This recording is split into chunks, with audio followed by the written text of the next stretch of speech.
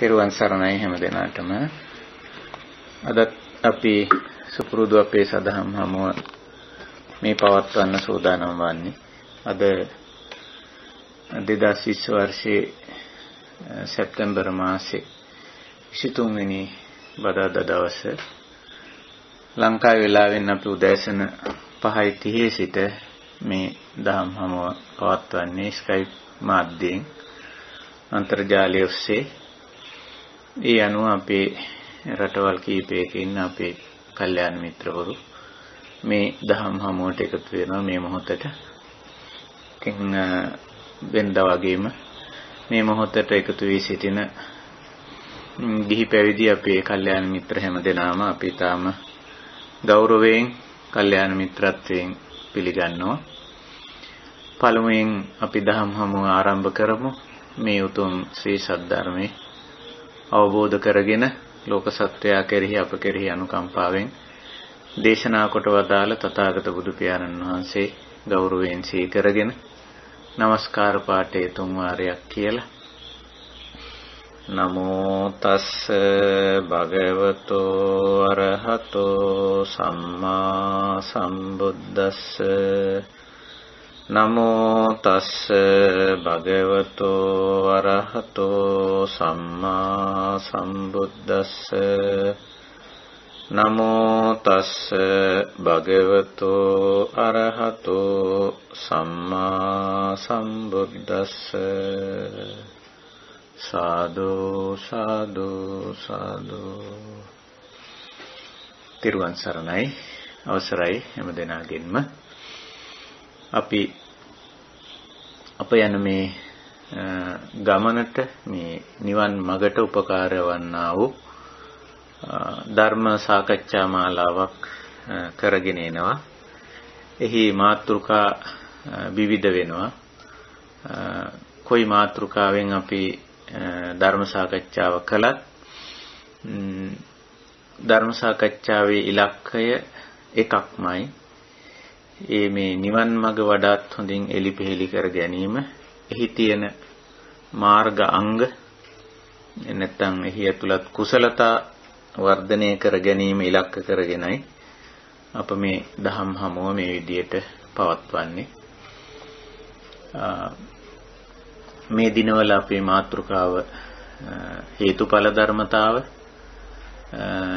ඒ හේතුඵල ධර්මතාවයේ මූලික කරගෙනයි සාකච්ඡා මාලාව යන්නේ. එතකොට අපි කලින් සාකච්ඡාවලදී සිහිපත් කරලා තිබෙනවා හේතුඵල ධර්මතාව න්‍යායිකව පැහැදිලි කරගෙන තිබෙනවා.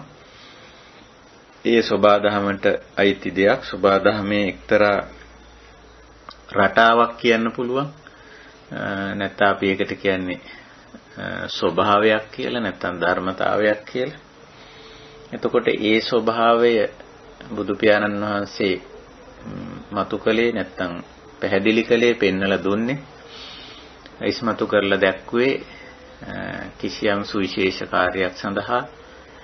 ඒ තමයි මේ දුක ඇතිවන්නේ කොහොමද සහ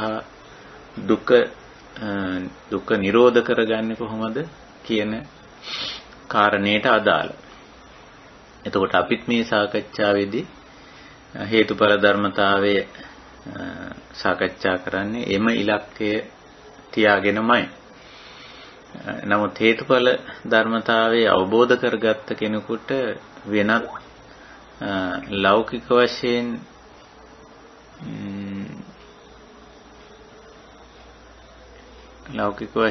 යම් දේවල් තේරුම් බේරුම් කර ගැනීමේ හැකියාවක් තිබෙනවා. ඒ කියන්නේ එකෙන් අදහස් කරන්නේ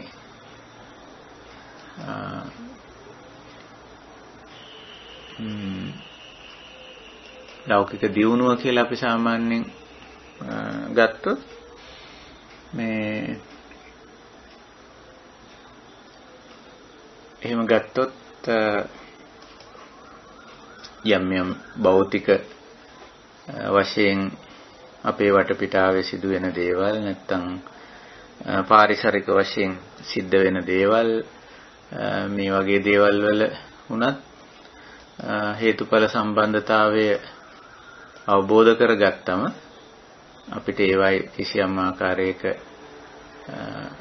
ඵලදායි ආකාරයකින් ඒවා භාවිතා කිරීමේ පරිහරණය කිරීමේ හැකියාව අපිට ලැබෙනවා. ඒ කියන්නේ තවත් විදිහකින් කිව්වොත්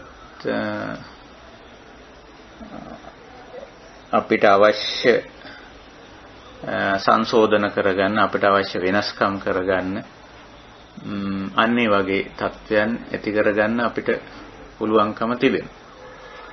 යම් ඕනම දෙයක හේතුඵල සම්බන්ධතාවය අපිට අනාවරණය කරගන්න පුළුවන්. එතකොට නමුත් අපේ මාතෘකාව, අපේ ඉලක්කය භෞතික නැත්නම් ලෞකික දේවල් නොවේයි, අධ්‍යාත්මික වූ ගැටලුවක් අනාවරණය කරගන්නත්, ඒ ගැටලුවට විසඳුමක් ලබා ගැනීම සඳහා තමයි මේ හේතුඵල ධර්මතාව අපි සාකච්ඡා කරන්නේ, මේ විදිහට විමසන්නේ. එතකොට න්‍යාය වශයෙන් හේතුඵල ධර්මතා න්‍යාය, ඒක න්‍යාය කියන්න සුදුසු නැහැ. හේතුඵල ධර්මතාව බුදු පියාණන් වහන්සේ ඉදිරිපත් කළේ සාමාන්‍යයෙන් වාක්‍ය 4කින් විතර.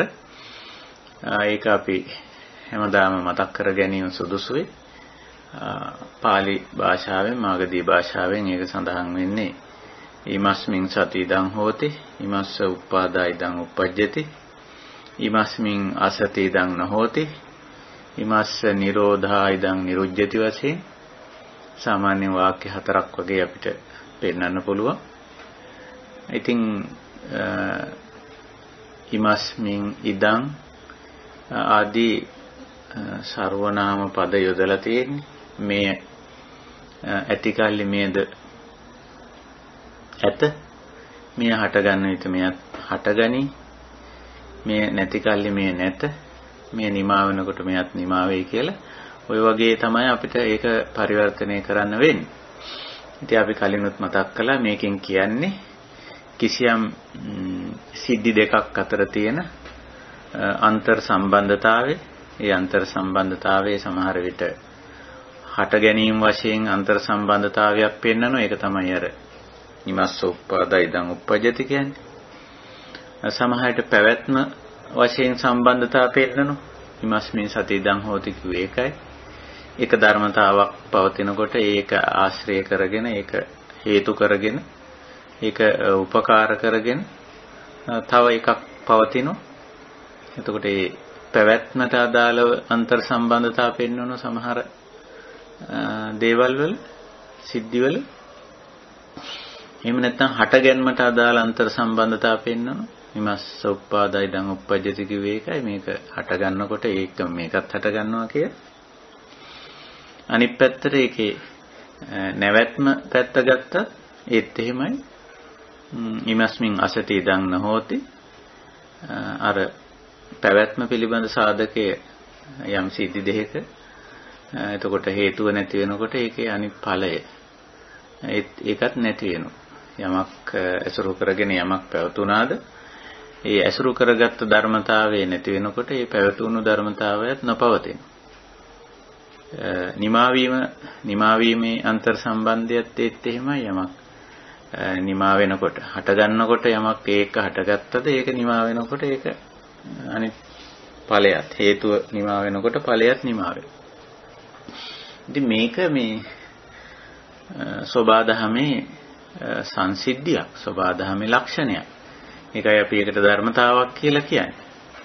එතකොට මේ સિદ્ધාන්තේ නැත්තම් මේ ධර්මතාවයේ තුලමයි අපේ මූලික ප්‍රශ්නය හටගන්නේ, පවතින්නේ සහ නිමාවන්නේ. මොකක්ද අපේ මූලික ප්‍රශ්නේ? දුක්ඛ. ඉතින් ඒකත් මේ විදිහටම අපිට තේරුම් බේරුම් කරගන්න පුළුවන්. ඉතින් අපි බුදු පියාණන් වහන්සේ දේශනා කරපු ආකාරයටම ද්වාදසාංගයක් ඇසුරෙන් අපි මේ සාකච්ඡාව මේ කරගෙන යනවා.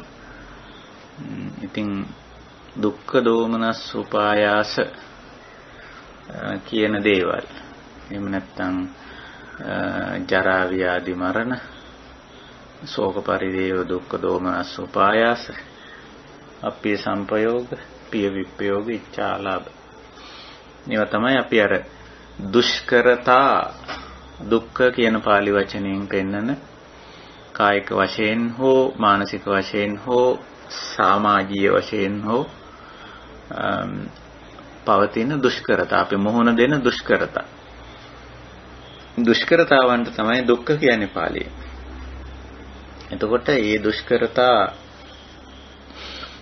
කුමක් නිසා හටගන්නවද කුමන දේවල් නිසා පවතිනවද කොයි විදිහටද නිමා වෙන්නේ කියලා මේ හට ගැනීම පැවැත්ම ඒවයි අඩු වැඩි වීම සමහර විට ඒ වගේම ඒවයි නැවැත්ම මෙන්න මේවා තමයි මේ හේතුඵල ධර්මතාවයට විස්තර කරන්නේ. ඉතින් ඔය ඔක්කොම දේවල් ඇති වෙන්නේ පවතින්නේ අඩු වැඩි වශයෙන් හෝ මේ භව පච්චය ජාති පච්චය ආදී වශයෙන් පෙන්වනවා. ඉතින් ওই විදිහට ජාතිය පවතින්නේ කොහොමද? භව නිසා. භව කිව්වේ කර්ම. භව වෙන්නේ කොහොමද? උපාදානයේ නිසා. ඇලීම ගැටීම මුලාව උපාදානය කියලා කියයි. උපාදාන වෙන්නේ කොහොමද? තණ්හා නිසා. ඉතින් නඹුරුතාවේ තණ්හාවේ ලක්ෂණේ తත්‍ර අභිනන්දිනි ඒ අරමුණේ අභිනන්දනය කරන ගතිය ඒක නිසයි මේ ඇලීමට ගැටීමට මුලාවට යන්නේ. එතකොට ඒක වෙන්නේ කොහොමද? තණ්හාව වෙන්නේ කොහොමද? වේදනාපච්චය විඳීම නිසා. විඳීම සිදු වෙන්නේ කොහොමද? පස්සපච්චය. පස්ස වෙන්නේ කොහොමද? සලායතන පච්චය.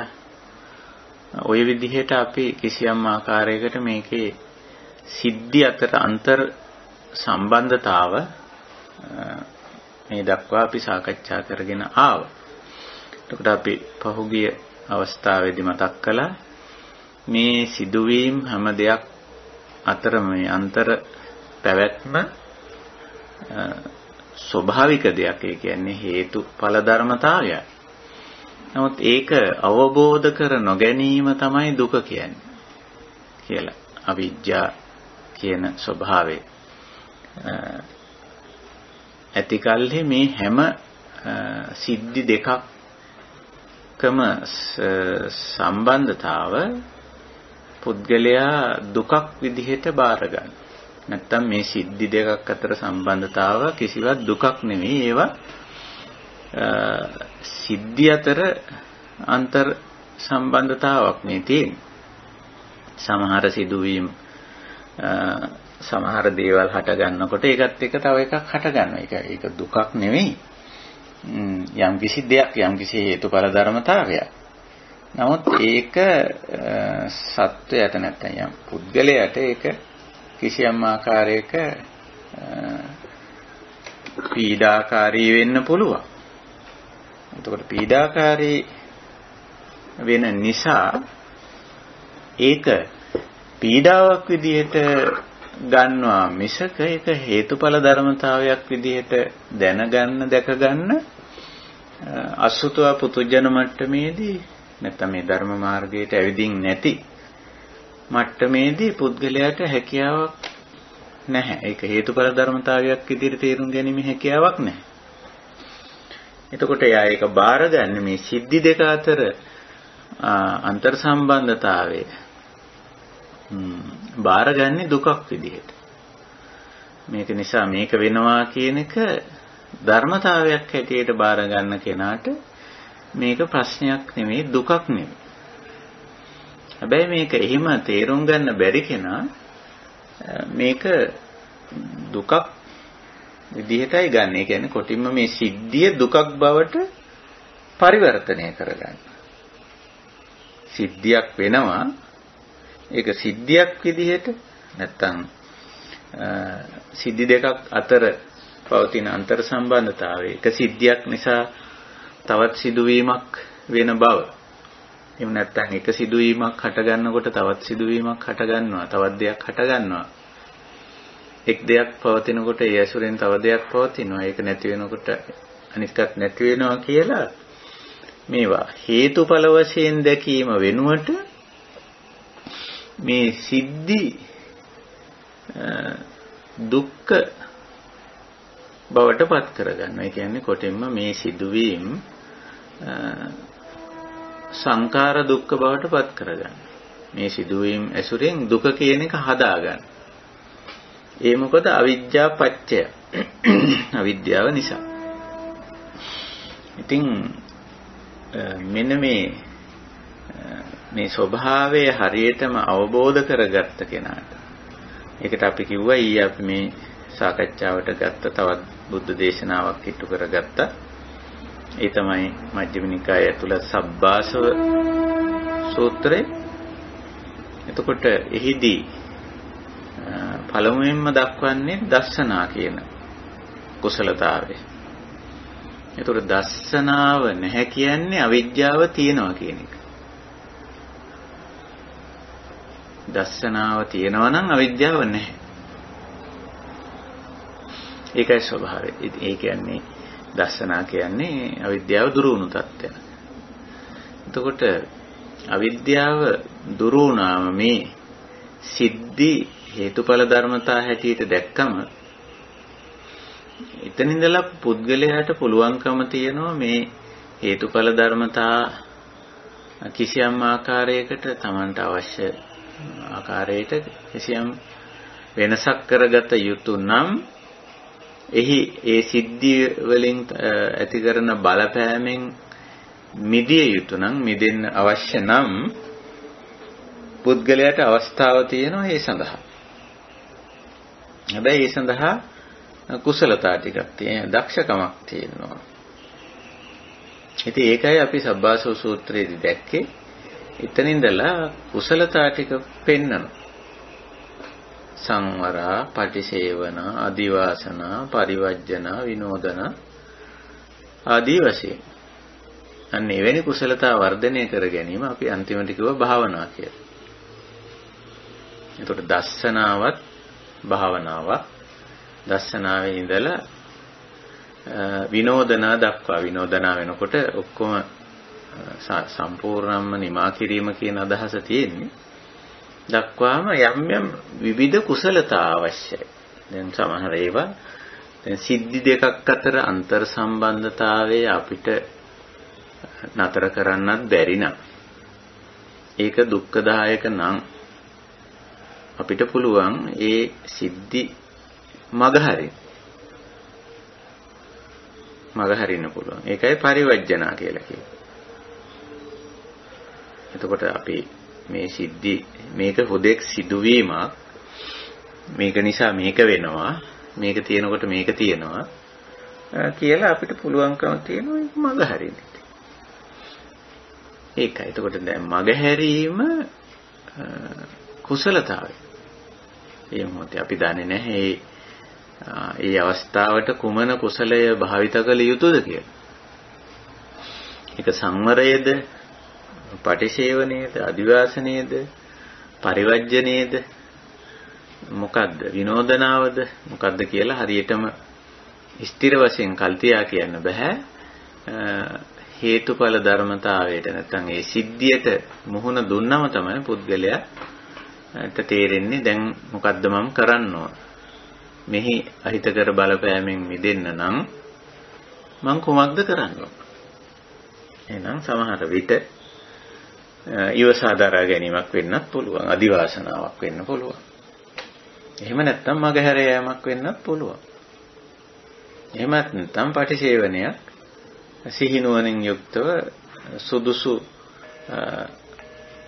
සුදුසු දෙයක් ආශ්‍රය නිස්සය කිරීමත් වෙන්න පුළුවන්. ඒ වගේ. එතකොට එතෙන්දී අපිට කල්තියා පූර්ව නිගමනයක් නැත්තම් කල්තියා කියන්න හැකියාවක් නැහැ. මේ සඳහා අදාළ වන්නා වූ හරියටම නිශ්චිතම දේ මේකයි නිවැරදිම ප්‍රතිපදාව ප්‍රතිකර්මය මේකයි කියලා එහෙම කල්තියා කියන්න හැකියාවක් නැහැ. ඒ මොහොතේ ප්‍රඥාවන්ත කෙනාට දැන් අපි දන්නවා මේ අපේ මූලික කුසලතා තුනක් අපි දිනු කරගෙන තියෙන මේ ධර්ම මාර්ගයේදී ඒ සති සම්පජඤ්ඤ විරිය කියලා සිහි සතිමත් බව, සාවධාන බව, විමසුම් නුවණ සහ වීර්යය. ඒතර මේ තුන තියෙන කෙනාට යම් සිද්ධි දෙකක් අතර අන්තර් සම්බන්ධතාවය නැත්නම් යම් සිදුවීමකින් Tamanට ඇති කරන ඒ සිදුවීමකින් ඇති කරන යහපත් හෝ අයහපත් බලපෑම ප්‍රතිඵලය පිළිබඳ දැනුවත්. ඒතකොට එහෙම දැනුවත්ව ඉන්න කෙනාට ඒ මොහොතේ තීරණය කරන්න පුළුවන් මේ හුදෙක් සිද්ධිය හේතුඵල ධර්මතාවය මෙතන මේ සිද්ධියේ මම මේක තේරුම් ගැනීමෙන් ප්‍රශ්න විසඳ ගන්නවද? එහෙම නැත්නම් මගහැර යෑමෙන් ප්‍රශ්න විසඳ ගන්නවද? එහෙම නැත්නම් ඉවසා දරා ගැනීමෙන් ප්‍රශ්න විසඳ ගන්නවද? එහෙම නැත්නම් මේකේ බලපෑම ඇති නොවන ආකාරයේ යම් කිසි දෙයක් ආශ්‍රය කිරීමෙන් මේ ප්‍රශ්නේ මේ ගැටලුවෙන් මිදෙනවද? එහෙම නැත්නම් මේ ගැටලුව මම මැදිහත් වෙලා නිමා කිරීමෙන් එහි බලපෑම අවසන් කරනවද කියලා පුද්ගලයාට තීන්දුව කරගන්න පුළුවන්. මොකද ඔහු විමසුම් නොවනින් යුක්ත නිසා. සම්පජානකාරී නිසා. එතකොට ඒ තමන් තීරණය කරගන්නවා කුමක්ද කළ යුත්තේ කියලා කරලා ඊට අදාළ තමන්ගේ කය මනස මෙහෙවීම තමයි ඊට අදාළව කය මනස මෙහෙවීමයි වීරිය කියන්නේ. එතකොට මූලික කුසලතා තුන ඇති තැනැත්තාට මේ යම් සිදුවීම් හේතුඵල වශයෙන් සිදුවෙන සිදුවීම් මනාකොට තේරුම් ගන්න පුළුවන්. විශේෂයෙන් සතිමත් භාවයේ විමසුම් නුවණ කියන දෙක තියෙනකොට සති සහ ධම්මවිචය කියන දෙක තියෙනකොට ඉතින් එතෙන්දි Tamanට තීරණය කරගන්නත් පුළුවන් කුමක්ද මෙහිලා වඩා සුදුසු අනුගමනය කළ යුතු වඩා යෝග්‍ය දේ කියලා. අපි යවට ඊයේ ගොඩක් ප්‍රායෝගික උදාහරණ කතා කළා. ඉතින් මම හිතන්නේ ඒව නැවත කතා කිරීම අවශ්‍ය වෙන්නේ නැහැ කියලා. අපි මේ හේතුඵල ධර්මතාවයේ ඊළඟ සිද්ධිවලට අපි යමු. ඊයේ අපි කතා කළා මේ පස්ස දක්වා සලායතන දක්වා. දැන් සලායතන ගැන අපි පොඩ්ඩක් කතා කරොත් පස්ස වෙන්නේ නැත්නම් ඉන්ද්‍රියන් හරහා අරමුණු මනසට ඇතුල් වීමට පස්ස කියලා කියන්නේ. පස්ස වෙන්නේ සලායතන පච්චය තින්නම් සංගතිය සලායතනේ කියන කාරණා දෙක අපි කලින් සාකච්ඡාවේදී පැහැදිලි කරගත්තා. දැන් තින්නම් සංගතියක් කියලා කියන්නේ නාම රූප ධර්ම වල ක්‍රියාත්මක වීමක්මයි. සලායතන කියන්නේ ආයතනයක් කියන්නේ නාම රූප ධර්ම ක්‍රියාත්මක වීමක්මයි. එතකොට මේ තින්නම් සංගති කියන්නේ සලායතන කියන්නේ නාම රූප. ඒකයි නාම රූප පච්චය සලායතන කියලා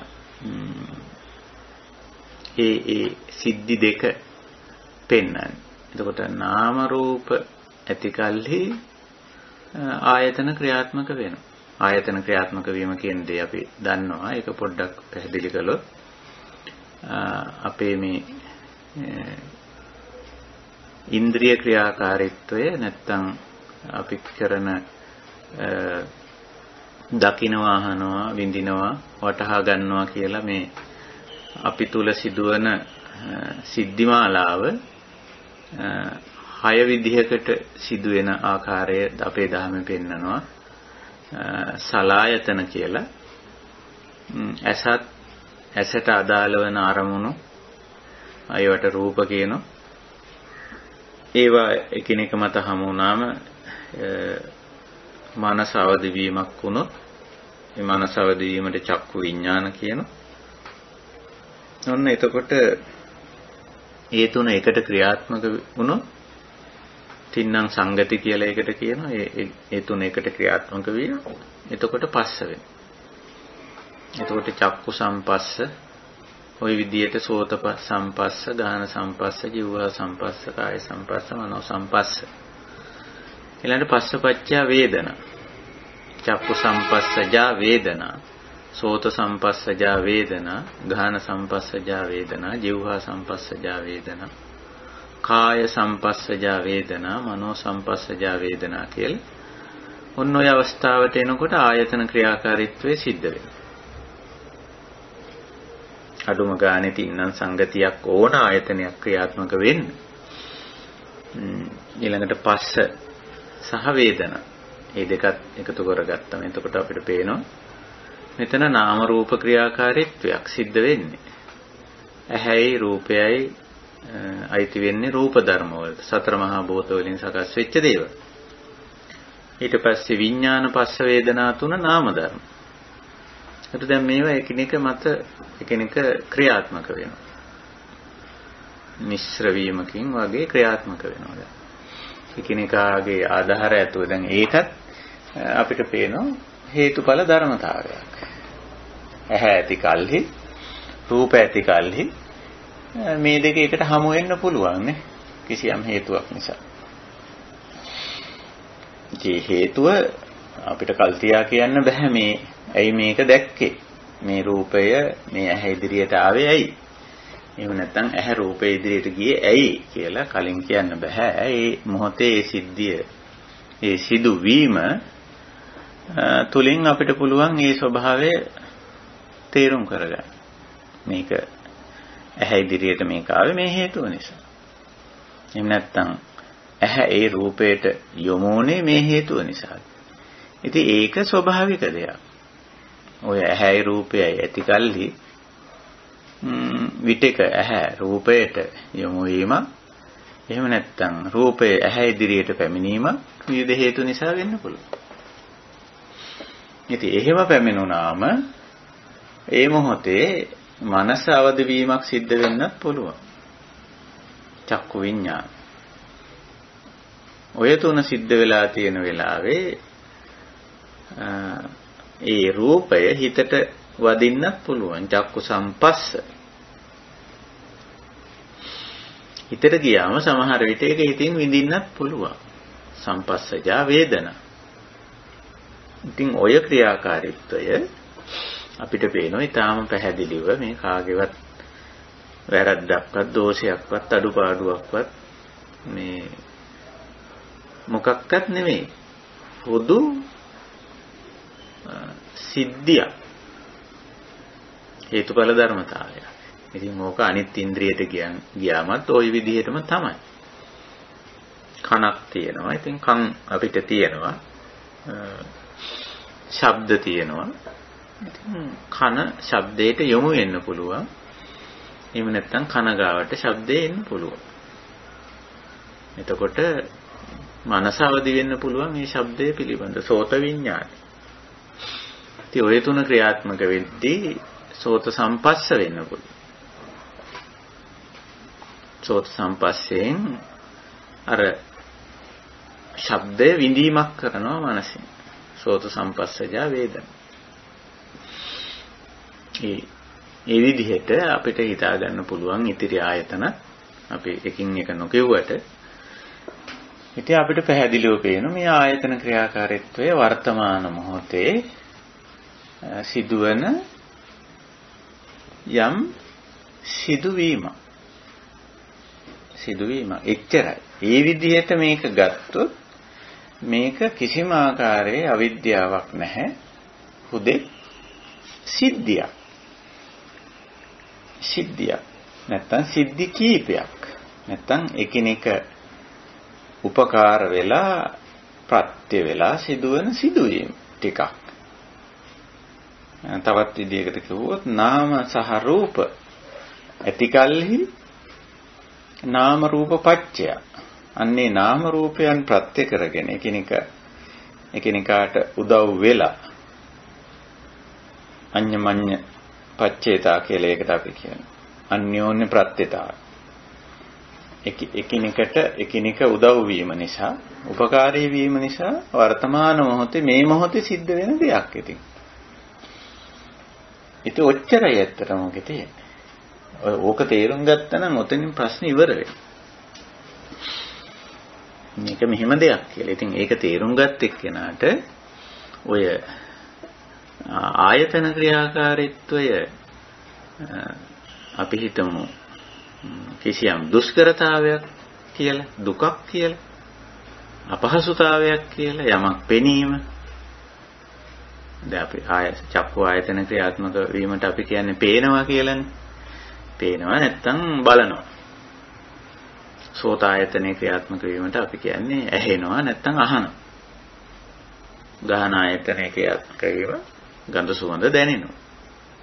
ඉතින් බලන සුවඳ විඳිනවා කියන කාරණේ අපි මේ පුද්ගලත්වයේ පැත්තකින් තියලාම ඕක කතා කිරීමයි සුදුසු. බුදුරජාණන් වහන්සේ සම්පූර්ණ පුද්ගලත්වයේ පැත්තකින් තියලා ඔය සිදුවීම් නිතරම පෙන්වන්නේ. දැන් අපිනේ මම විඳිනවා කියලා විවහාර කරන්නේ. බුදුරජාණන් වහන්සේ නිතරම කියන්නේ විඳීමක් කියලා දෙයක් පවතිනවා කියලා. යම් මොහොතක. ඒක නිසා ඒකට මුත කිව්වා. ඇසීමක් කියලා දැන් මම අහනවා කියලා නෙවෙයි. ඇසීමක් කියලා දෙයක් යම් මොහොතක හේතුඵල ධර්මානුකූලව ඇසීමක් කියලා දෙයක් පවතිනවා. එතකොට තමයි අපි කියන්නේ මට ඇහෙනවා කියලා. ඒකට මම දාලා පුද්ගලයා අදාළ කරලා අපි කියනවා මට ඇහුණා. නැත්නම් වෙන පුද්ගලයෙක් අදාළ කරලා අපිට කියලා අපි කියනවා එයාට ඇහුණා. එයාට ඇහිලා තියෙනවා. එයාට ඇහුණු බව එයා කිව්වා. අපි දන්නේ නැහැ. ඉතින් නමුත් ඒ වාර්තා කරනවා එයා කියනවා මට ඇහුණා කියලා. ඉතින් එතකොට අපි කියනවා එයාට ඇහුණ බව එයාට ඇහුණු බව කිව්වා කියලා. ওই විදිහට යම් සිදුවීමක් සිද්ධ වෙනවා. අපි ඒකට බුදුරජාණන් වහන්සේ පාවිච්චි කරන වචනේ සුතය, දිට්ඨය, සුතය, මුතය, විඤ්ඤාතය කියලා. අර හයම බුදුරජාණන් වහන්සේ හතරක් විදිහට තමයි පෙන්වුම් කරන්නේ. දැකීමක් සිදු වෙනවා. එතන දැකීම කියන සිද්ධිය වෙනවා. කොහොමද වෙන්නේ? අර පටිච්ච සමුප්පන්නයක් විදිහට. හේතුඵල ධර්මතාවයක් විදිහට. ඊට අදාළ හේතු ඇති කල්ලි දික්ඨය වෙයි. දැකීම කියන දේ සිදු වෙනවා. ඉතින් අර සිද්ධ වෙන්නේ අපි තුල මා තුල මම දැක්කා කියලා අපි ඒකට මම කිට්ටු කරගෙන ඊට පස්සේ ඕකට තව දේවල් දාගන්නවා. මම දැක්කා. මම නොදැකිය යුතු දෙයක් දැක්කා. එහෙම නැත්නම් මම දකින්න හිතාගෙනම හිටිය දෙයක් දැක්කා. මම ඒක හරියට දැක්කේ නෑ. දැක්ක මදි මම. තව ටිකක් දැක්කනම් හොඳයි. දැන් මේ මොකද්ද කරන්නේ? මේ කරන්නේ මේ ඔක්කොම කරන්නේ අවිද්‍යාවෙන් කරන වැඩ ටිකක් මේ ඒ කරන්නේ. ඉතින් අර දැකීම කියන සිද්ධිය සංස්කරණය කරනවා. ඒක සමහර දේවල් දැක්කම කියනවා මම මේ නොදැකිය යුත්තක් දැක්කා. ඉතින් නොදැකිය යුතු දේවල් කියලා වගේක් හදාගෙන තියෙනවා. අහවල් එක දකින්න හොඳ නැහැ, අහවල් එක දකින්න හොඳ නැහැ, අහවල් එක දකින්න හොඳ නැහැ. නමුත් හේතුඵල ධර්මානුකූලව අර නොදැකිය යුතුයි කියලා ඒ හදාගත්ත එක අපේ අවිද්‍යාවෙන් කරන්නේ. නොදැකිය යුතු දෙයක්.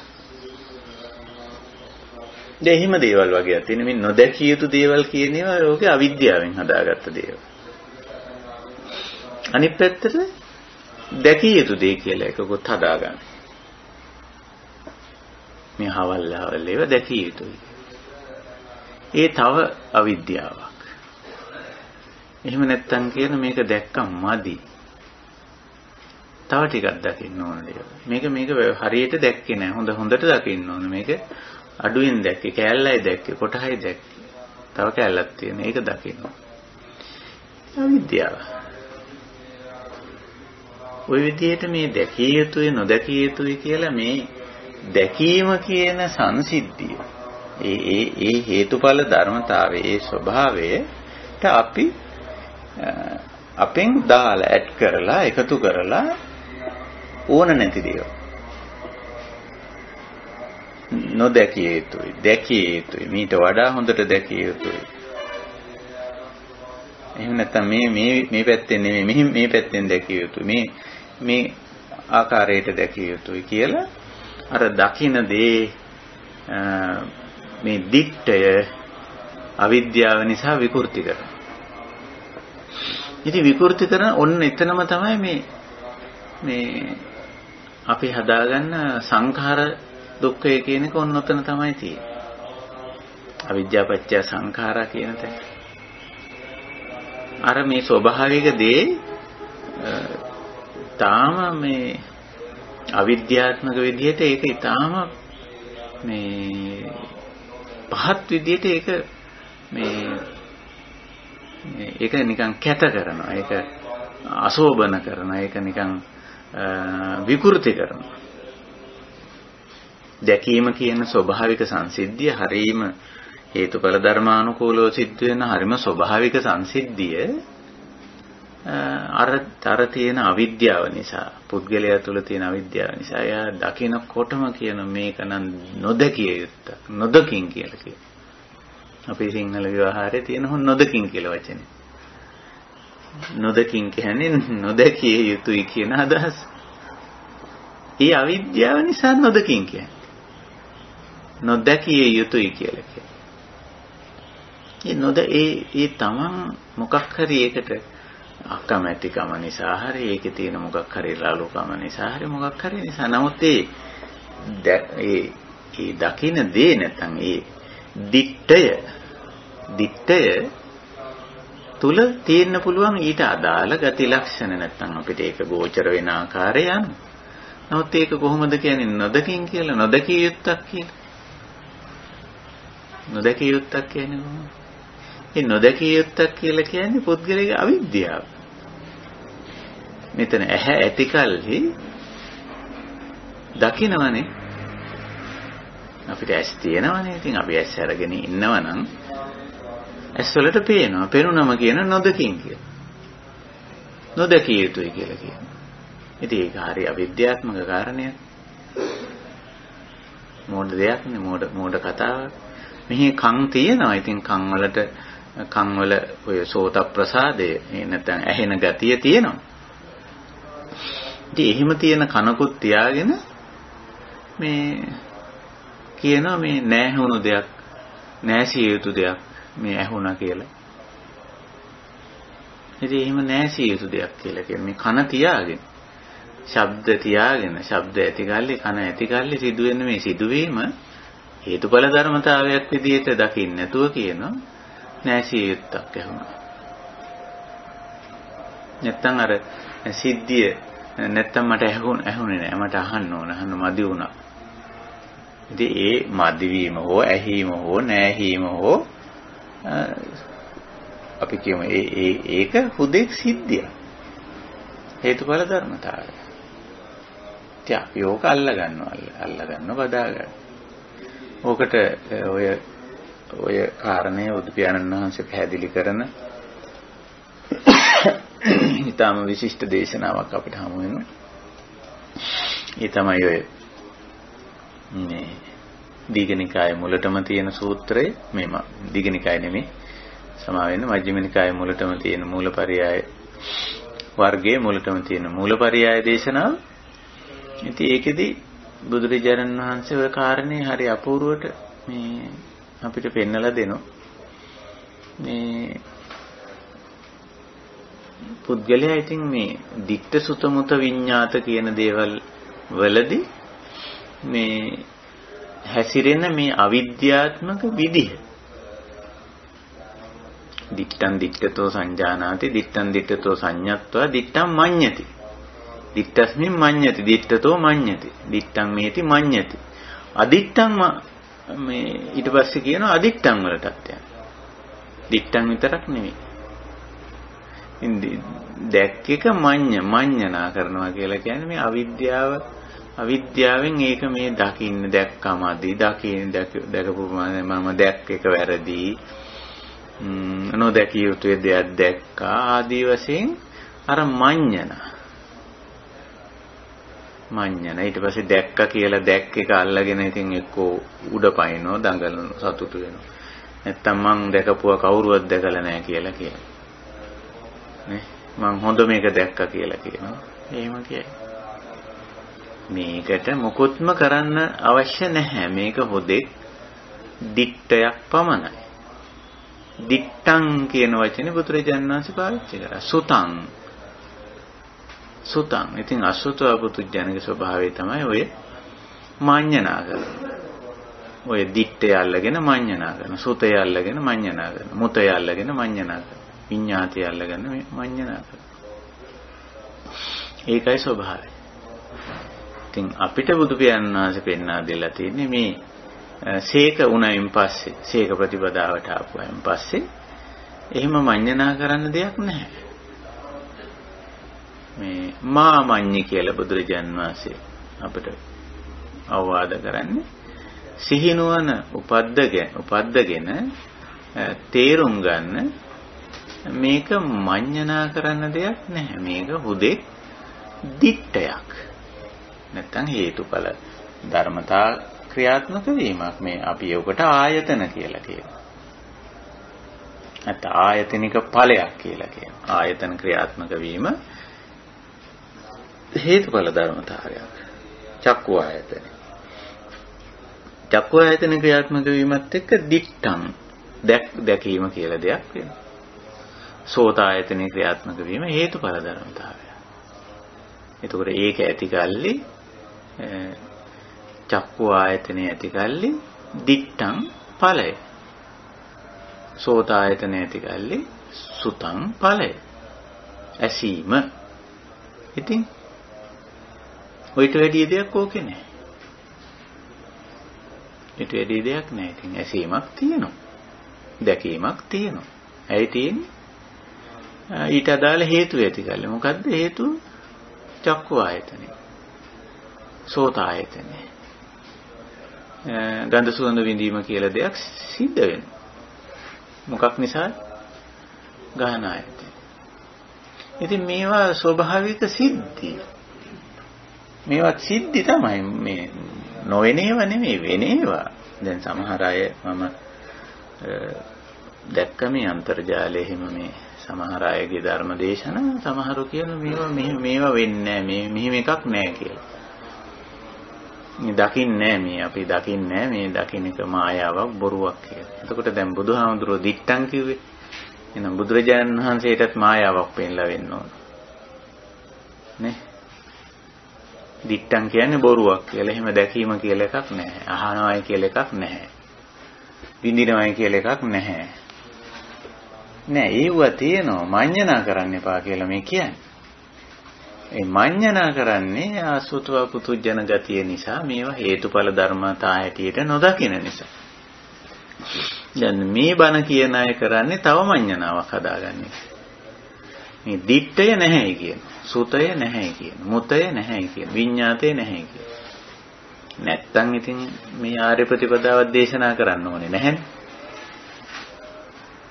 දැකීම කියලා දෙයක් සිද්ධවන්නේ නැතිනම් දැකීම මඤ්ඤණා කිරීම මඤ්ඤණා නොකිරීම මේවා ගැන කතා කරන්න අවශ්‍යතාවයක් නැහැ නේ බුදු පියාණන් වහන්සේට. බුදුරජාණන් වහන්සේ ඒවා කතා කරලා තියෙන්නේ දිට්ඨයක් ඇති නිසා. දිට්ඨයක් සිදු වෙනවා. දිට්ඨය හේතුඵල ධර්මතාවයක් හැටියට තේරුම් ගන්න. ඒක නැහැ කියන්නේ නැතුව මේ ප්‍රත්‍යක්ෂ දේ පච්චත්තය ඉන්ද්‍රිය ගෝචර වෙන දේ නැහැ කියලා කියන එක අපි හිතින්ම වාගත් එකක්ලු. මේක මේ ඔය වගේ දේවල් මට ඇහිලා තියෙන මේ අන්තර්ජාලයේමයි මම දැක්කේ මේ සමහර අයගේ දේශනා. ඉතින් මට ඔය එවනෝ එක එක්කෙනා මේ දේශනා අහන්න කිව්වා මමත් ඒව අහලා බලනවා ඉතින් ඔය වගේ ගැටලුත් තියෙනවා. ඒව තවත් මඤ්ඤණා ඉතින්. තවත් අවිද්‍යාව තමයි. ඉතින් මෙතන ඒ වගේ නිකම් විකාර දේවල් වලට යන්නේ නැතුව අපි තේරුම් ගන්න ඕන මෙතන ඇහැ තියෙනවා. දැන් ඒ කියන බණ කියන එක්කෙනාගෙන් අපි ඇහුවොත් එයාට ඇහැක් නැද්ද කියලා? ඇහෙන්නේ නැද්ද කියලා? දැන් ඒක එහෙමනම් ඉතින් ඒ තැනත්තා බණ කියන්න ඕනෙත් නැහනේ. එහෙම අවශ්‍යතාවයක් නැහැනේ. ධර්ම දේශනා කිරීමේ අවශ්‍යතාවයක් නැහැ. මොකද අහනවායි කියන එක නැහැලු, ඇහෙනවායි කියන එකකුත් නැහැලු. එහෙනම් ඉතින් කියන්න ඕනෙත් නැහනේ. ඒ අහනවායි කියලා එකකුත් නැහැයි කියලා ඇහෙනවා කියන එකකුත් නැහැයි කියන කෙනා බණ කියනවා. එතකොට ඉතින් ඒක නිසා මේ සමහර බණ දැන් ඇහෙන මට හිතෙනවා වෙලාවකට මේවා එක්තරා මනෝව්‍යාධි කියලා. මේ mental disorders වගේ මට නම් පේන්නේ. ඉතින් ඒක නිසා මේවා අපි ටිකක් පරිස්සමෙන් තේරුම් ගන්න වෙනවා.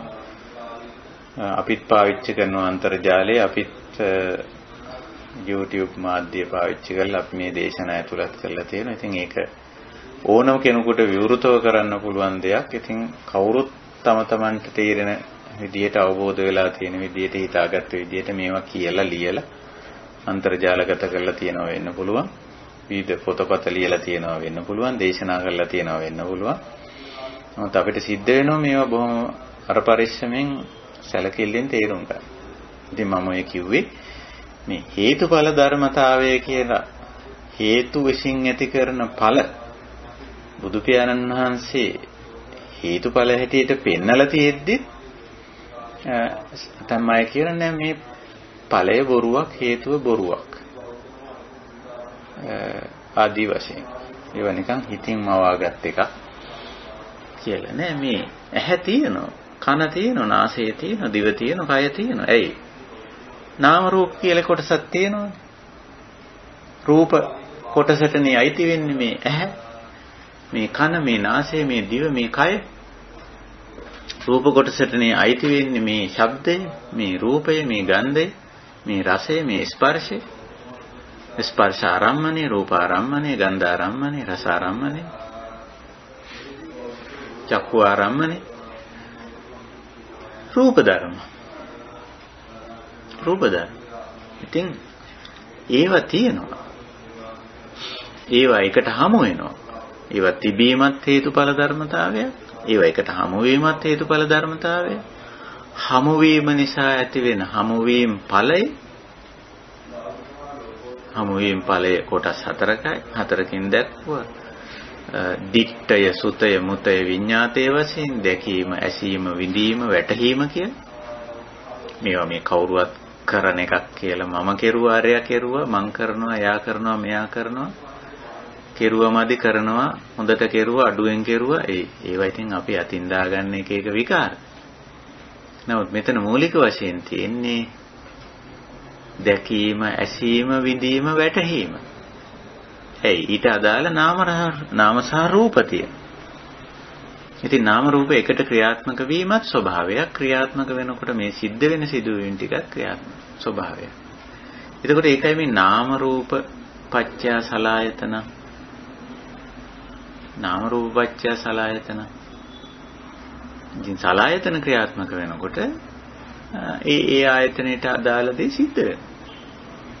චක්ඛු ආයතනේ නම් දිට්ඨය, සෝතායතන සුතය, ගාහන ජීවහා කාය කියන ආයතන නම් මුතය, මන ආයතන නම් විඤ්ඤාතය. ඉතින් ඒවා හේතුඵල ධර්මතා. ඉතින් මොකද්ද තියෙන ගැටලුව? මොකද්ද තියෙන ප්‍රශ්නේ? ඇයි ඕක මඤ්ඤණා කරන්නේ? අවිද්‍යාවෙන් හිතන්නේ අය. අවිද්‍යාව දාගන්නේ මොකටද? අවිද්‍යාව පත්‍ය අවිද්‍යාව ප්‍රත්‍ය වුණු ගමන්ම ඕවා ඉතින් මඤ්ඤණා වෙනවා. නැත්තම් ඕවා හුදෙක් හේතුඵල ධර්මතා විතරයි. හේතු විසින් ඇති කරන ඵල එච්චරයිනේ. ඉතින් හේතුවක ඵලයට අපි මැදිහත් වෙන්න, අපි පනින්න, උතන අල්ලගෙන දඟලන්න, උඩ පනින්න.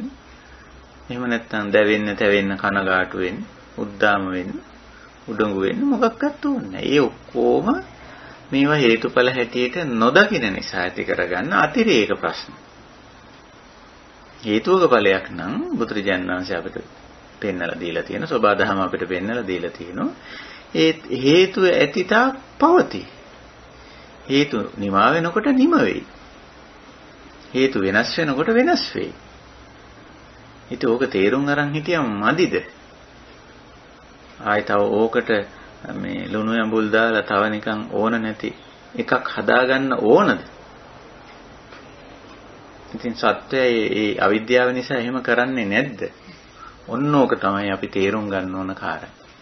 මේ හැම ලින්ක් එකක්ම හැම සිද්ධි දෙකක් තුලින්ම ඇති වෙන මේ මඤ්ඤණාව නැත්තම් මේ විකාරය මේ විකෘතිය මමයි කියලා මගේ කියලා මට ඕන හැටියට කියලා මේ මට ඕන හැටියට විය යුතුයි හරි නොවිය යුතුයි හරි මේක උනා මදි උනා වැඩි ඇහුණා මදි ඇහුණා වැඩි දැක්ක මදි දැක්ක වැඩි නොදැකිය යුතුයි නොදැක්ක දැක්ක දැකිය යුතු දේ අඩුවෙන් දැක්කේ ඒක දැක්ක මදි නැසිය යුත්තක් ඇහුණා ඇහෙන්න ඕන දේ ඇහුන්නේ මේක ඇහුණා මදි ඇහුණා වැඩි විඳින්න ඕන එක විඳින්න නැති වුණා නොවිඳිය යුත්තක් වින්දා නොතේරිය යුත්තක් තේරුණා තේරිය යුත්ත තේරුනේ නැහැ මේ වගේ මොනවද මේ කරන සංස්කාර මේ කරන විකාර මේ කරන විකෘති හොඳට බලන්න මේ විකෘතිය නේද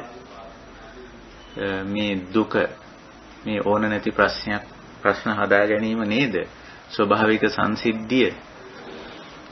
සංසිද්ධිය විදිහට නොදැකීම නේද මේ ප්‍රශ්නේ. එහෙම වෙන්නේ අවිද්‍යාව පත්‍ය. අවිද්‍යාව මේක ස්වභාවික දෙයක් විදිහට නොදැකීමයි මෙතන අවිද්‍යාව. හේතුඵලයක් විදිහට නොදැකීම. ඒකයි තියෙන්නේ. ඉතින් ওই විදිහට නාම රූප කියන දේවල් නාම රූප කිව්වේ මේ ඇස ගණනාසය දිවකය රූප ශබ්ද ගන්ධ රස ස්පර්ශ රූප ධර්ම නාම කිව්වේ චක්කු විඥාන සෝත විඥාන ගාන විඥාන ජීවා විඥාන කාය විඥාන මනෝ විඥාන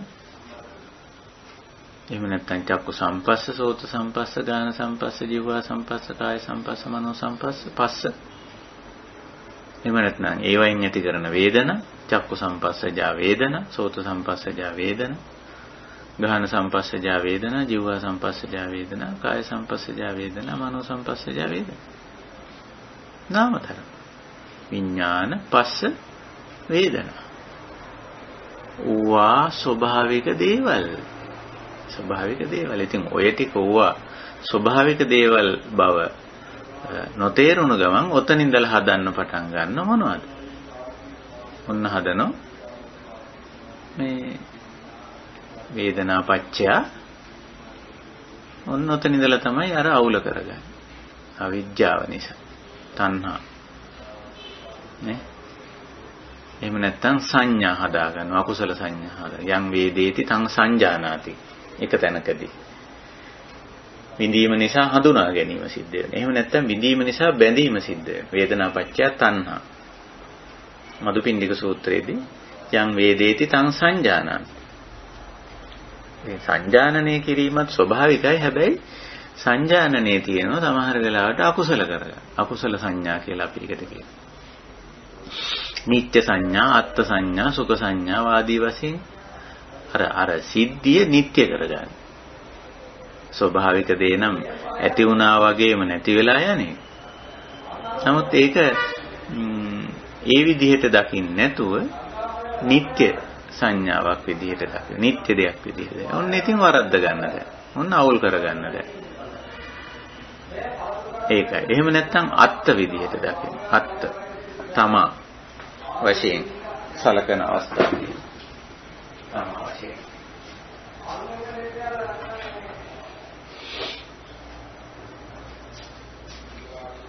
ඒ වගේ සංඥා දෝෂ සමහර විට ඇති වෙන්න පුළුවන්. ඒ ඇති වෙනවා කියලා කියන්නේ අවිද්‍යාව නිසායි.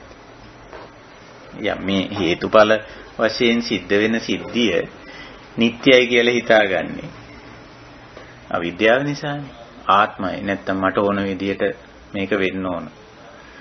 නැත්තම් මේක වෙන්න බෑ. මේක මේ විදිහට වෙන්න ඕන. මේක අඩුවෙන් වෙන්න ඕන. මේක වැඩියෙන් වෙන්න ඕන.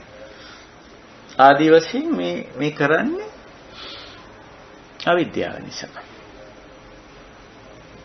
ඉතින් ඔන්න ඔය විදිහට සමහර විට උතනින් ඉස්සරහට ඔය ස්වභාවික සිදුවීම් ටික ස්වභාවික සිදුවීම් හැටියට තේරුම් ගන්න බැරි වීම නිසා, තේරුම් නොගැනීම නිසා ඒවට අතින් දාන්න පටන් ගන්න යම් දේවල් ඇඩ් කරන්න, එකතු කරන්න පටන් ගන්න. ඕකට තමයි අවිජ්ජා පත්‍ය සංඛාරා කියලා කියන්නේ.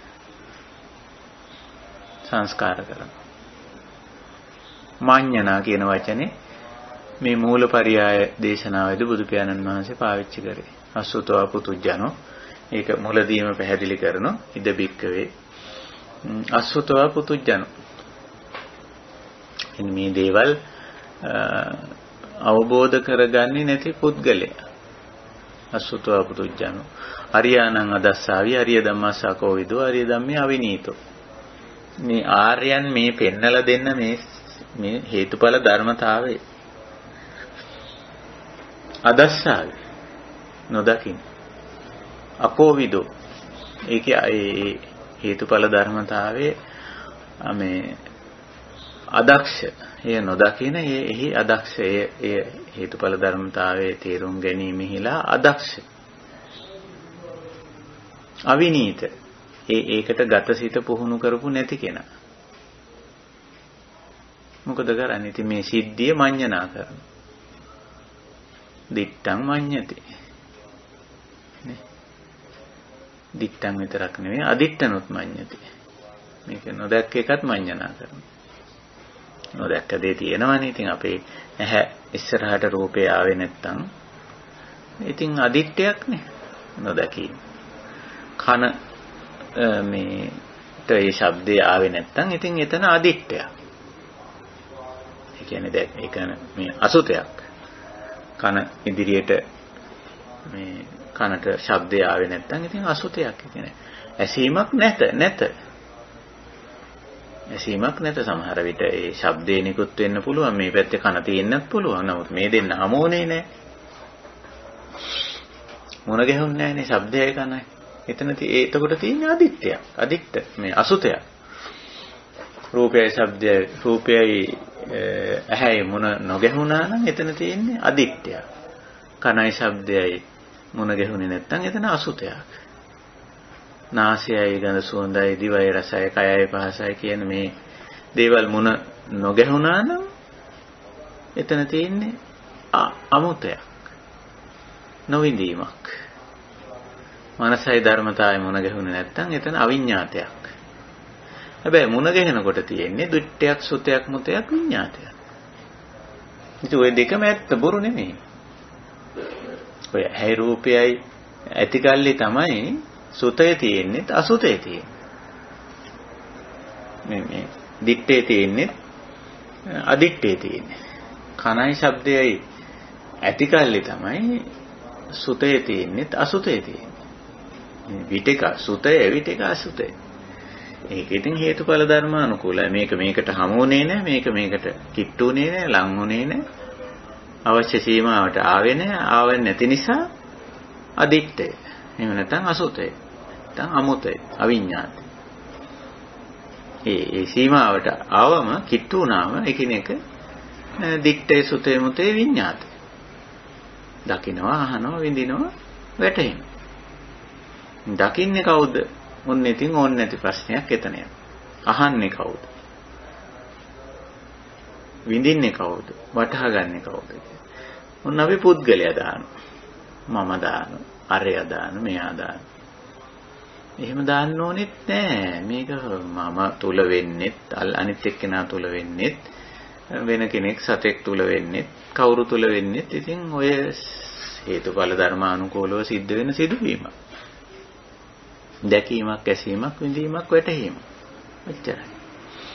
ඒ සලආයතන ක්‍රියාත්මක වීමේ ප්‍රතිඵලය. නේ? ඒකයි. ඉතින් ඔන්න ඔය විදිහට අපි අද අවධානය යොමු කරේ ඔය හේතුඵල ධර්මතාවය තවත්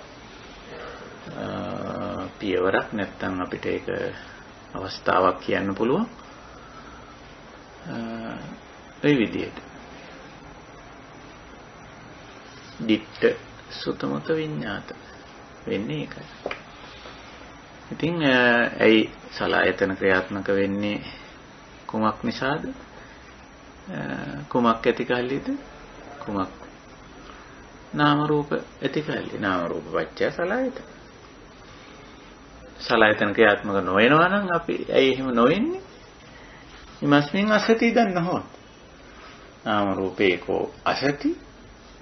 නාම රූපේ නැති කල්ලි සලආයතන නැත. තින්නම් සංගතිය ඇති කල්ලි තින්නම් සංගතිය තමයි ඉතින් සලආයතන. නාම රූප ඇති කල්ලි තින්නම් සංගතිය වේ. නාම රූප නැති කල්ලි තින්නම් සංගතිය නොවේ. තින්නම් සංගති කිව්වත් සලආයතන කිව්වත් මේකෙන් අදහස් කරන්නේ එකම දෙයක්. සලආයතන වෙන්නේ තින්නම් සංගති වෙන්නේ තුනක් එකට ක්‍රියාත්මක වීම කියලා එතන කියන්නේ. මෙතන කියන්නේ ආයතන කියලා. ඒක වචන දෙකෙන්ම අදහස් කරන්නේ එකම දෙයක්. නාම රූප ක්‍රියාත්මක වීම. නාම රූප එකට ක්‍රියාත්මක වීම. තින්නම් සංගති කිව්වත් ආයතන කිව්වත් අදහස් වෙන්නේ නාම රූප එකට ක්‍රියාත්මක වීම. නාම රූප ඇති කල්ලි නාම රූප එකට ක්‍රියාත්මක වීමද ඇත. නාම රූප නැති කල්ලි නාම රූප එකට ක්‍රියාත්මක වීම නැත. නාම රූප අඩු වැඩි වශයෙන් සම්බන්ධ වෙද්දී ඒවා අඩු වැඩි වෙයි. එච්චර නෙවෙයි. මේකයි ස්වභාවය. ඉතින් ඔන්න ඔය ආකාරයට අපිට ඔය නාම රූපයන්ගේ ක්‍රියාත්මක වීම නාම රූපයන් ඇති කල්හි සලආයතන ක්‍රියාත්මක වීම අපිට තේරුම් ගන්න පුළුවන්. ඕක අවබෝධ කරගත්තා නම් ඔතනින්ම ඔය ප්‍රශ්නේ ඉවරයි. දුක්ඛ ප්‍රශ්නේ ඉවරයි. අඩුම ගානේ මේ හේතුඵල වශයෙන් පෙන්නන සිද්ධි දෙකක් හැම සිද්ධිය දෙකක් අතර තියෙන මේ අවිද්‍යාව දුරු වුණොත් එතනින් ප්‍රශ්නේ අවසන් වෙනවා. කොතනදී හරි ඔය අපි ඕකට කියන්නේ මේක කැඩෙන අවස්ථාව කියලා. අවිද්‍යාව දුරු වෙනවා. ඉතින් එච්චරයි. එතකොට ඕනම සිද්ධි දෙකක් අතර නැත්නම් සිදුවීම් හේතුඵල ඒ විදිහටම අපිට දකින්න පුළුවන්. කිසිම සිද්ධියක් අපිට ප්‍රශ්නයක් නෙවෙයි. සලආයතන ප්‍රශ්නයක්වත් නෙවෙයි. නාම රූප ප්‍රශ්නයක්වත් නෙවෙයි. ඒ පස්සේ අරමුණු සිත් වැඩිමනේ පස්ස කියන්නේ. ඒ ප්‍රශ්නයක් නෙවෙයි. අරමුණු සිත් වැඩිම නිසා සිදුවෙන වේදනාව ප්‍රශ්නයක් නෙවෙයි. ගැටලුවක් නෙවෙයි. ඒකේ මඤ්ඤණා කරන්න දෙයක් නැහැ. විඳීම නිසා ඇති වෙන බැඳීම වේදනා පත්‍ය තණ්හා මේ ප්‍රශ්නයක් නෙවෙයි. ඒක ඇති වෙලා පැවතිලා නැති වෙලා යයි. ඊට පස්සේ තණ්හා පත්‍ය උපාදාන සිද්ධියක් විතරයි. උපාදානය නිසා වෙන භවය සිදුවීම. භවය නිසා ජාති සිදුවීම. ජාති ඇති කලී ජරා මරණ ශෝක පරිදේව දුක්ඛ දෝමනස් උපාය සිදුවීම. උදු සිද්ධි එකිනෙක මත නැත්නම් එකිනෙක ආධාර කරගෙන අන්‍යෝන්‍ය ප්‍රත්‍යතාවයකින් යම් කාලපරාසයක් තුළ පවතින සිදුවීම. ඉතින් ඕක ඔය විදිහට තේරුම් නොගැනීම නිසා තමයි ඔය සිදුවීම් හැම එකක්ම අපි මමත්වයෙන් ගන්නවා. ඔය ඕනම සිද්ධි දෙකක් අවිද්‍යාව නිසා මමත්වයෙන් ගන්නවා. අරගෙන කියනවා මේක නොවිය යුත්තක්, මේක විය යුත්තක්, මේක මීට වැඩිය වෙනස් විදියට වෙන්න ඕනේ, වෙනස් විදියට වෙන්න තිබුණා, උනේ නෑ, මට මේක අඩු කරන්න ඕන, මේක මට වැඩි කරන්න ඕන ආදී වශයෙන් කියලා මේක අල්ලගෙන මඤ්ඤණා කරනවා. ඔකට මඤ්ඤං කියන මඤ්ඤති. සිංහලෙනුත් ওই පදේ ගම්මුත් පාවිච්චි කරනවා. ඔය විකෘතිතාවයන් වලට මඤ්ඤං කියලා. මඤ්ඤති. අවිද්‍යාවෙන් කරන දේවල් ඔක්කොටම අපිට කියන්න පුළුවන් මඤ්ඤා මඤ්ඤති කියයි. මඤ්ඤනා වශයෙන්. ඉතින් මම අද ඔය මූලපරියාය දේශනාව ඩිංගක් මෙතෙන්ට කිට්ටු කරගත්තේ මේ අවිද්‍යාව ඇතිකල්ලි මේ සිද්ධි ඔක්කොම සිද්ධි නෙමෙයි පුද්ගලයාට. සිද්ධි නෙමෙයි. එක්කෝ වියුත්තක් එක්ක නොවියුත්තක් එක්කෝ අඩුවෙන් වෙච්ච එකක් නැත්නම් වැඩියෙන් වෙච්ච එකක්. එහෙම නැත්නම් මෙහෙම වෙන්න බෑ අරම වෙන්න බෑ ආදී වශයෙන් කියලා. ඉතින් මඤ්ඤා අවිද්‍යාව ඇතිකල්ලි. ඉතින් අවිද්‍යාව දුරු වුණාම අවිද්‍යාව දුරු වෙනවා කියලා කියන්නේ 아무තු දෙයක් නෙමෙයි. මේවා හේතුඵල වශයෙන් ඇති කරන හේතුඵල ධර්මතා හැටියට තේරුම් ගැනීමමයි විද්‍යාව. අවිද්‍යාව දුරු වීම කියලා කියන්නේ. මේ හේතුඵල ධර්මතා හැටියට තේරුම් ගත්තම ප්‍රශ්නේ ඉවරයි, අවසන්, නිමයි. ඒකයි. ඉතින් ඔන්න ඔහොමයි ඔය සිද්ධිය නැත්තම් මේ අපි කතා කරන හේතුඵල ධර්මතාව. ඉතින් අපි තවදුරටත් මේකේ එක ලින්ක් එකක් නැත්තම් තව සිද්ධි දෙකක් ඉස්සරහට පෙන්නනවා. සංඛාර සහ විඥාන සහ නාම රූප අතර සම්බන්ධයේ තව සිද්ධි දෙකක් නැත්තම් යුගල දෙකක් පෙන්නනවා. මේ සංඛාර විඥාන කියලා නාම රූප විතරයි අපි අද ටිකක් කතා කරේ. සලආයතනයි නාම රූපයි අතර. ඉතින් නාම රූප ඇති කල්ලි නාම රූපේ කෝ සති සලආයතනං හෝති. නේ නාම රූපේ කෝ අසති සලආයතනං නොහෝති. නාම රූපයන්ගේ පවතින ස්වභාවය අනුව සලආයතනයන්ද පවතී. නාම රූප නැති ගාලේ සලආයතන නැත. ඔච්චරයිනේ. සලආයතනයි පස්සයි ගත්තත් පස්සයි වේදනයි ගත්තත් වේදනයි තණ්හාය ගත්තත් තණ්හාය උපාදානය ගත්තත් උපාදානයි භවය ගත්තත් භවය ජාතිය ගත්තත් ජාතිය ඇතුළු එතනින් පස්සේ සිදුවෙන ජරා මරණ ආදී දේවල් ගත්තත් ඔච්චර තමයි. මේවා සිදුවීම් හැටියට ගත්තනම් ප්‍රශ්නයක් නෑ. ප්‍රශ්නේ ඉවරයි. එතනම දුක්ඛ නිරෝධයි. එතනම කෙලෙස් නිරෝධයි. මෙතන කෙලෙසේනේ හදන්නේ. ක්ලේශය හැදීම නිසානේ ඒක දුකක් බවට පත් වෙන්නේ. ඉතින් ඔන්න ඔය ස්වභාවය තමයි අපි අවබෝධ කරගන්නේ හේතුඵල ධර්මතාවයේ තුල. මම අද ටිකක් න්‍යායික පැත්තට ටිකක් වැඩිපුර බර වුණා. සාකච්ඡාව මට හිතෙන විදිහට. ඉතින් මේවා මම හිතනවා අපේ කල්යාණ මිත්‍රයන්ට මේ සිද්ධි ප්‍රායෝගික ජීවිතයට සම්බන්ධ කරගන්න පුළුවන්. මම විනාඩියක් දෙකක් ඒකටත් වෙන් කරගන්න. දැන් ওই ditta sutta muta විඤ්ඤාත කියලා අපි කියවනේ සලආයතන ක්‍රියාත්මක වීමේදී දකින්නවා, අහනවා, විඳිනවා, වැටහෙනවා කියන කාරණා. ඉතින් මේ අපේ සාමාන්‍ය ජීවිතේනේ මේ අපි හැමතිස්සෙම අපිට පේනවා. මොකද නැත්තේ? හැරගෙන ඉන්න හැම මොහොතෙම පේනවනේ. කනට ඇහෙනවනේ. අනිත් අය කියන දේවල් අපේ කනට ඇහෙනවනේ. කියන දේවල් විතරක් නෙමෙයි මේ වටපිටාවේ ශබ්ද සතුන් ශබ්ද යම් යාන වාහන වල ශබ්ද තවත් නොඑක් විදිහේ ස්වභාවික සබාධමෙන් වතු කරන නොඑක් ශබ්ද ඇහෙනවනේ. ගන්ධ සුවඳ දැනෙනවනේ. රස දැනෙනවනේ. කනකොට බොනකොට ස්පර්ශය දැනෙනවනේ. කොච්චරවත් ශරීරේ මොන හරි හැපෙනකොට වදිනකොට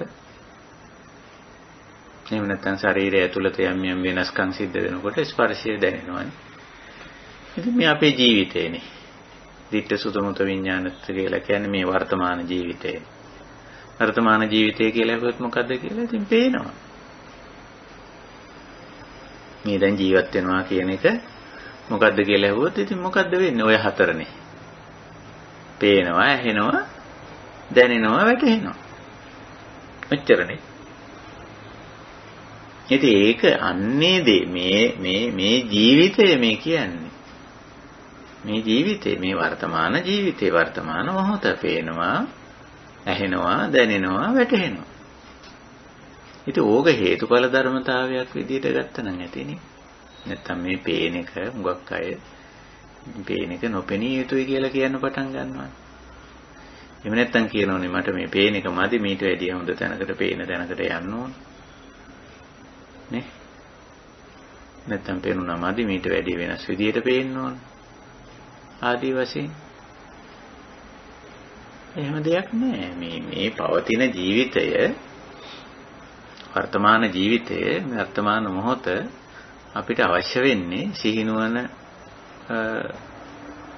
මේ පවත්වා ගැනීමෙන් මේක හේතුඵල ධර්මයක් විදියට තේරුම් ගන්න. අර වීරිය දාලා මේ විකෘති කරන්නේ නැතුව ඉන්න.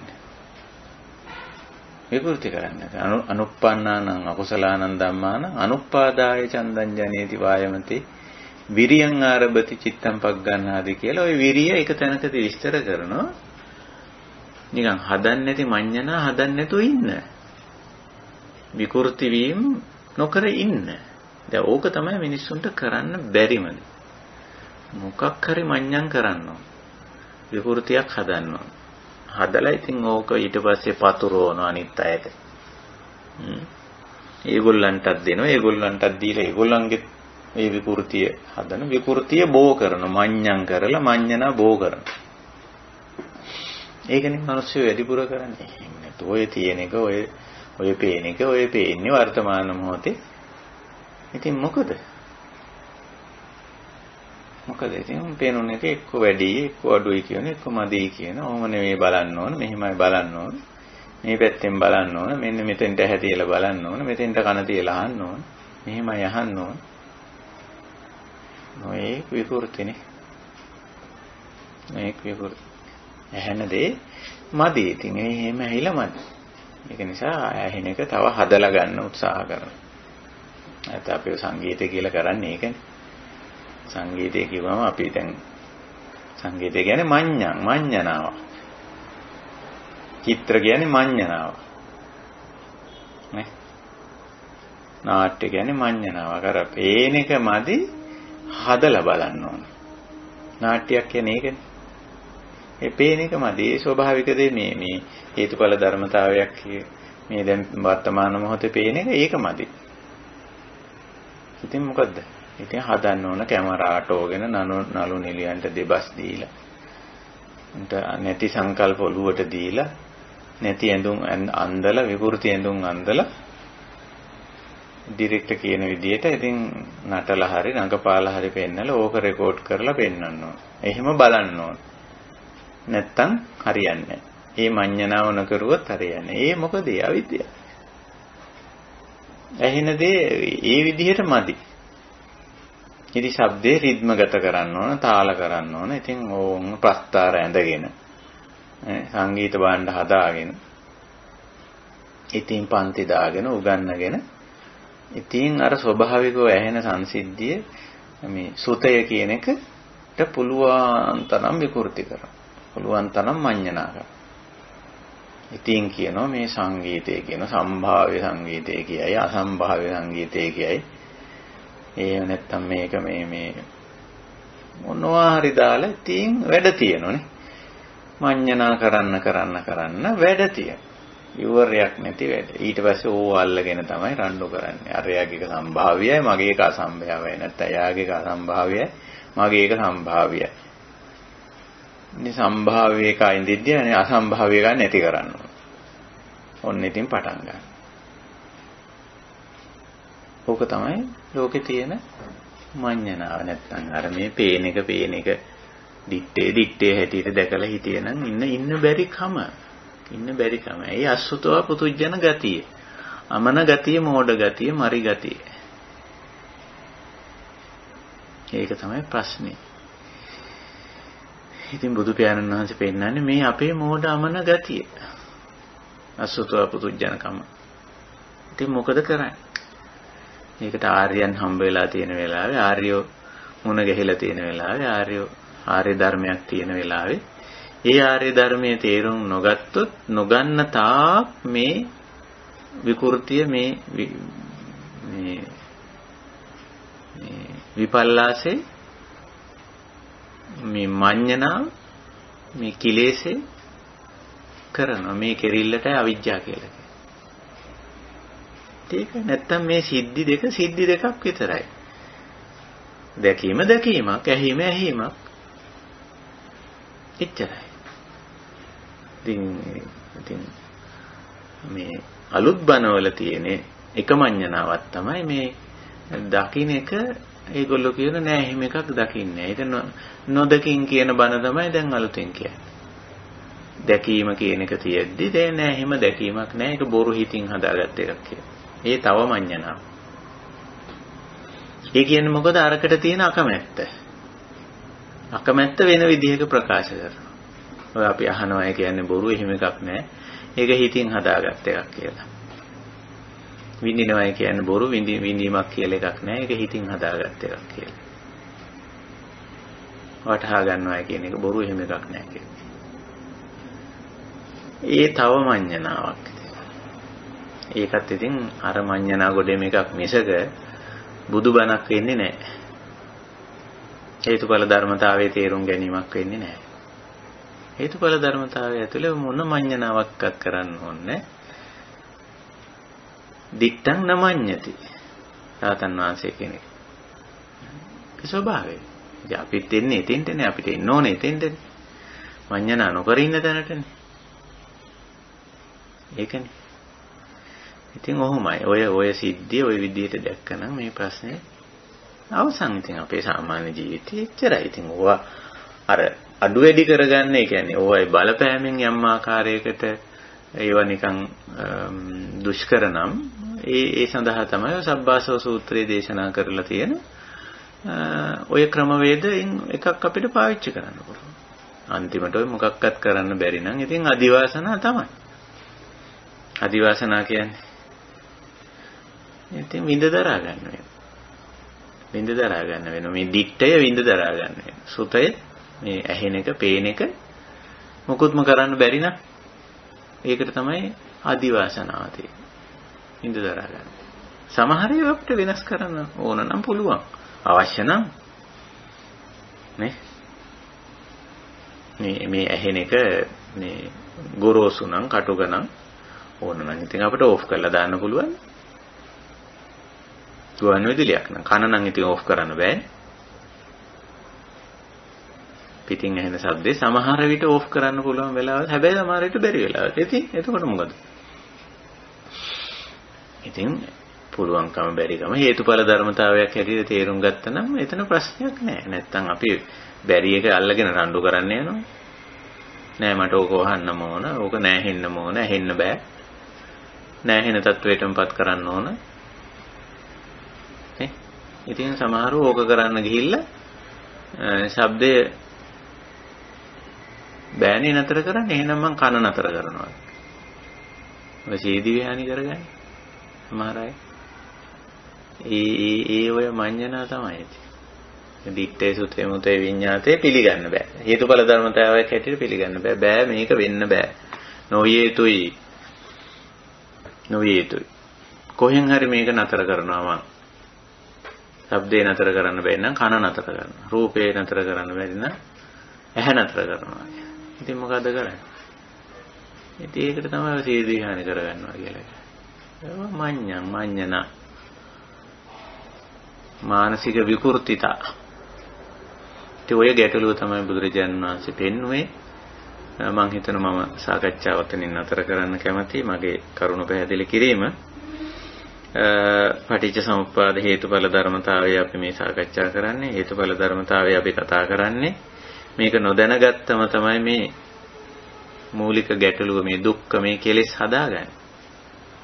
මේ විකෘති අකුසල සංඥා, අකුසල චේතනා, අයෝනිසෝ මනසිකාර කරන්නේ. බුදුදහමේ පෙන්වන මූලික ගැටලු තුනක් පුද්ගලයා කරන. අකුසල සංඥා වැරදි විදිහට තේරුම් ගැනීම, අකුසල චේතනා වැරදි ආකාරයට හිතීම, අයෝනිසෝ මනසිකාර වැරදි විදිහට මෙනෙහි කිරීම. මේ තුන කරන්නේ අවිද්‍යාව නිසා. අවිද්‍යාව කියන්නේ මොකද්ද? මේ දිත්තේ, මේ සුතේ, මේ මුතේ, මේ විඤ්ඤාතේ පිළිගන්න බෑ. හේතුඵල ධර්මතාවයක් හැටියට පිළිගන්න බැරිකම. බාර ගන්න බැරිකම. ඉතින් ඔය අවුල, ඔය අරුබුදේ මේ තියෙන්නේ. ඔබ යම් කෙනෙක් තේරුම් ගත්තා නම් තේරුම් අරගෙන ඒ අනුව මේ සිහිනුවණින් වීර්යයෙන් යුතුව අපිට ජීවිතය පවත්වා ගන්න පුළුවන් නම් ওই දිත්තේ තුල, ওই සුතේ තුල, ওই මුතේ තුල, ওই විඤ්ඤාතේ තුල ප්‍රශ්නේ විසඳිලා ඉවරයි.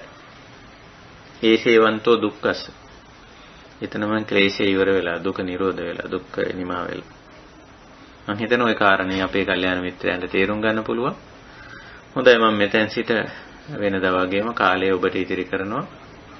අපි මේ කතා කරන හේතුඵල ධර්මතාව සාකච්ඡාව තුළ මොනවා හරි අපේ මේ සාකච්ඡාවේ යම් අපැහැදිලි දෙයක් මතු වුණා නම් ඔබට කරුණාකරලා ඒක ඉදිරිපත් කරමු. ඒ වගේම ඔබ යම් කිසි අත්දැකීමක් තියෙනවා නම් ඒකත් ඉදිරිපත් කරමු. අපේ සාකච්ඡාව වඩා සාරවත් කරගන්න යමක් එකතු කරන්න කියලා මම අපේ කල්යාණ මිත්‍ර පිරිසෙන් ඉල්ලා සිටිනවා මෙතෙන් සිට.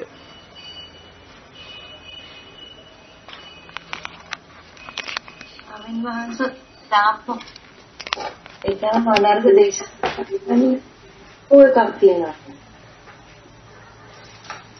මොකද්ද? අනර්ග දේශක් ස්වාමීන් වහන්සේ. ඔව්. දැන් මේ බත් පිඟාන ගත්තොත් දිට්ඨ සුත මුත කියලා හිතන්නත් බෑනේ ස්වාමීන් වහන්සේ.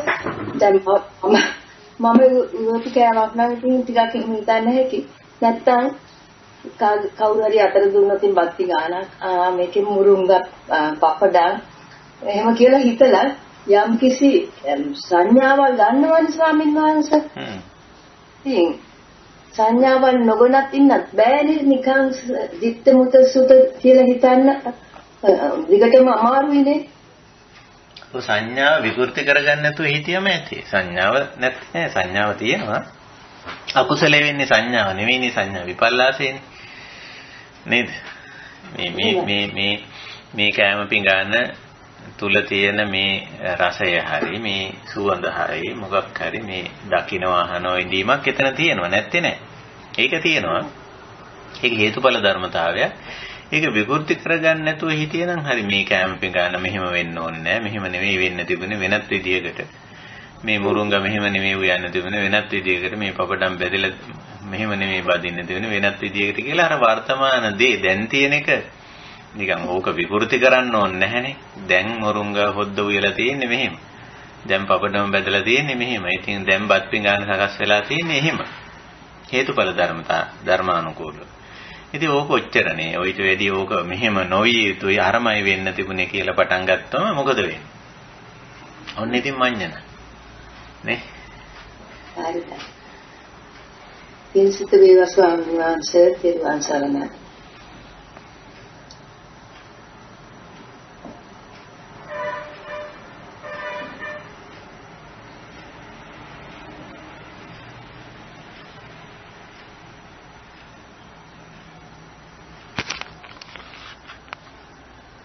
ස්වාමීන් වහන්සේ ඔව්.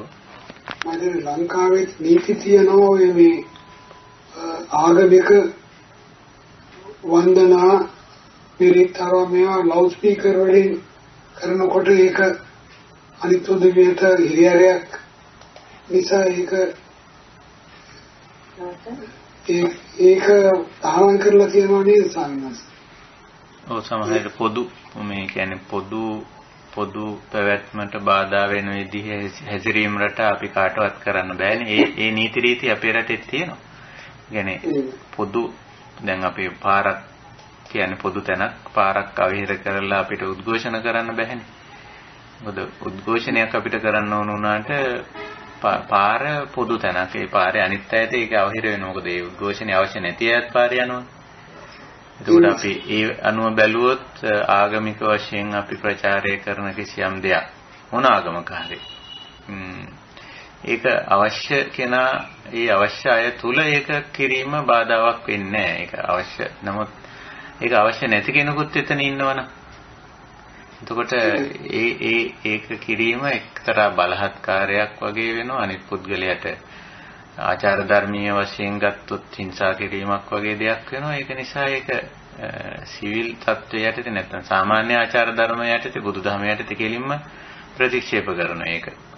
ඒක අනිත් එක්කෙනාට හිංසා කිරීමක්. මොකද එයා අකමැති දෙයක් අපේ වමනාවට අපි මේ ඉදිරිපත් කරන නැත්නම් එයාට එහෙම බෑ. ආගමික අවශ්‍යතාවයක් Tamanට පුළුවන් Taman කැමති දේ Taman ආගම ධර්මානුකූලව කරන යම්කිසි වතක් පිළිවෙතක් සජ්ජායනයක් ඕන දෙයක් Tamanට ඉතින් කරගන්න පුළුවන්. Taman ළඟ ඉන්න අනිත් එක්කෙනත් ඒකට එකඟ නම් ඉතින් දෙන්නත් එක කරන්නත් පුළුවන්. හැබැයි තුන්වෙනි එක්කෙනා ඒකට එකඟ නැති කෙනෙක් නම් ඔහුට බාධාකාරී වෙන විදිහට බෑ අපි දෙන්න මේකට එකඟයි කියලා තුන්වෙන්නට අපිට බල කරන්න බෑ. එතකොට අපි බුදුදහමට අනුව ඒක ආචාර ධර්මීය විරෝධී. ඒක හිංසන ක්‍රියාවලියක්. හිංසාවක්. ඒවැනි අවස්ථා ඉතින් පුද්ගලයෝ තේරුම් අරගෙන ඒකෙන් වළකින්න ඕන. බැරි නම් අපිට සිද්ධ වෙනවා නීතිය.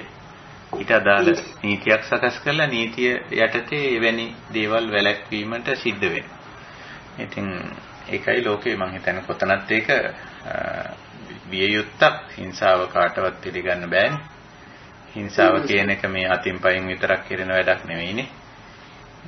ශබ්දයකින්, රූපයකින්, ගන්ධයකින්, රසයකින්, ස්පර්ශයකින් කරුණු තේරුම් කිරීම ඔය ඕනම දෙයක් කරා තව කෙනෙකුට මේ අයථා බලපෑමක් හිංසාවක් කරන්න පුළුවන්. ඒක කොයි විදිහට කරත් ඒක මේ සදාචාර විරෝධී.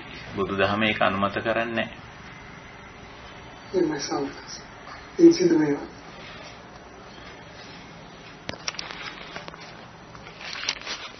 අවසරයි ස්වාමීන් වහන්සේ.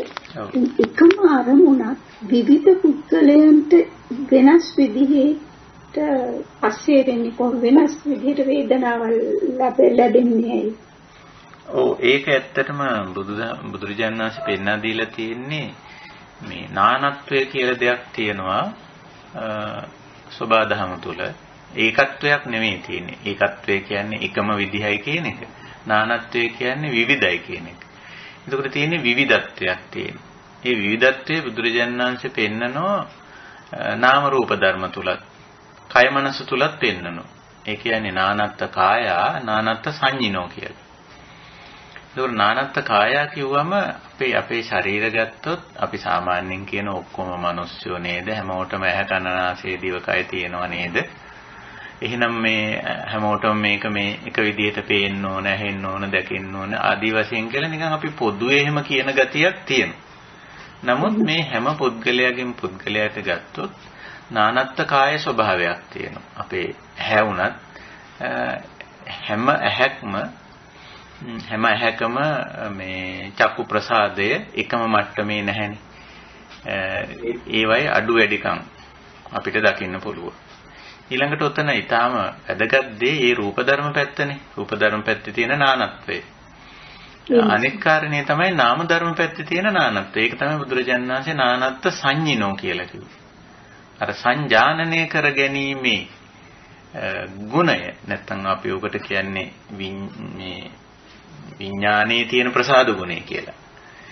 ඒ සංජානනය කර ගැනීමේ ස්වરૂපයේ හැකියාවත් විවිධයි. දැන් අපි උදාහරණයක් ඇටියට ගත්තොත් අපි දැන් පොඩි දරුවෙක් මේ ඉන්න තොටිල්ලක උඩින් අපි යම්කිසි රූපමය දෙයක් එල්ලනවනේ. එතකොට ඒක කැරකෙනවා. ඒක මොකක් හරි ශබ්දයක් තියෙන අපි හිතමු දරුවාගේ ඇහැ ගැහෙන විදිහේ සෙල්ලම් බඩුවක් අපි එල්ලුවා කියලා මොකක් හරි දෙයක්. දැන් ඒක මේ දරුවට සංජානනය වෙන විදිහයි වැඩිහිටියන්ට සංජානනය වෙන විදිහයි දෙකක්නේ. අනික ඒක අරමුණත් වෙනස්නේ. දැන් ඒක වැඩිහිටියා ඒක එල්ලන්නේ මේ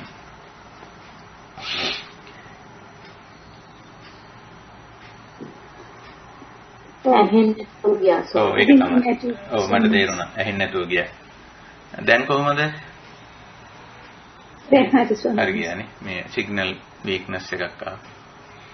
මේ ඉතින් ඔය උදාහරණය ගත්තොත් මේ ඉතින් අර වැඩිහිටියටයි දරුවටයි අපිට කියන්න පුළුවන් ඉතින් මේ එල්ලලා තියෙන මේ මොකක් හරි විසිතුරු මේ සෙල්ලම් බඩුව දරුවගේ ඇහැට පේන මානේ එල්ලලා තියෙන එක. ඉතින් අපිට පේන විදිහට දරුවටත් පේන්න ඕන කියලා. එහෙම පේන්නේ නැහැ. මොකද එයාගේ ඉන්ද්‍රිය මෝරාගේ ස්වરૂපේ වෙනස්කම් තියෙනවා. එයාගේ කායික ස්වરૂපේ වෙනස්, සංජානනය වෙනස්. මෙන්න මේ වගේ කාරණා නිසා මේ නානත්ත් කාය ස්වභාවය සහ නානත්ත් සංඤී ස්වභාවය. ඒකේ තියෙන නානත්වයක්. විවිධත්වයක්. සමාන නැහැ විසම ගතියක් තියෙනවා. අසමාන ලක්ෂණයක් තියෙනවා. ඒ අනුව තමයි ඔය ඔබතුමී කියන විදිහේ මේ එකම දේ ඉන්ද්‍රිය ගෝචර වෙන ආකාරයේ වෙනසක්. ඒකත් අපි ගන්න හේතුඵල ධමයක් හැටියට. අර ඉන්ද්‍රිය මෝරා නැති හේතුව නිසා ගෝචර නානත්වයේ ගෝචර වීමේ වෙනස එනවා. දැන් ඉන්ද්‍රිය මෝරලා තියෙන අවස්ථාවේ ඒක ගෝචර වීම ඊට වැඩි වෙනස් විදියට තේරෙන්නේ. දැන් ඒකනේ අපි කියන්නේ පොඩි දරුවෙකුට තේරෙන දේ වැඩිහිටියෙකුට තේරෙන දේ පොඩි දරුවට තේරෙන්නේ නැහැ කියලා. එතකොට එකම දේ නමුත් අර පුද්ගලයාගේ නාම රූප ධර්මවල විවිධත්වය අනුව ගෝචර නානත්වයක් නැත්නම් ඒක මේ තේරුම් ගැනීමේ වැටහීමේ අවබෝධ වීමේ දැකීමේ ඇසීමේ විඳීමේ වෙනසක් වෙනවා. ආපහු අපි ඕක ඉස්සරහට ගිහිල්ලා බලමු වයසට ගියපු කෙනෙක් ගැන. දැන් ක්‍රමෙන් වයස 80ට 90ට 100ට වගේ ගියාම ආපහු ඒක මේ දැන් අර පේන එක දැන් එයා කියනවා දැන් මට හරියට පේන්නේ නැහැ. එතකොට අපි කියනවා ඇස් පේන අය කියනවා ඒ නැත්තේ මේ මෙතන තියෙන්නේ. මේ ළඟ තියලා තියෙන්නේ. ඔය මං ගෙනල්ලා තිබ්බේ. ඉතින් අරයා කියනවා මේ වයස 80 91 කියන කෝ නෑනේ මෙතන මට පේන්නේ නෑනේ. ඔතේ වස්තුව තියෙනවා, ඒ දේ තියෙනවා. එහෙම නැත්තම් කියනවා මං කිව්වේ දැන් අම්මට. එන්නේ මට ඇහුන්නේ නෑනේ. එතකොට එතන තියෙන්නේ මොකද්ද?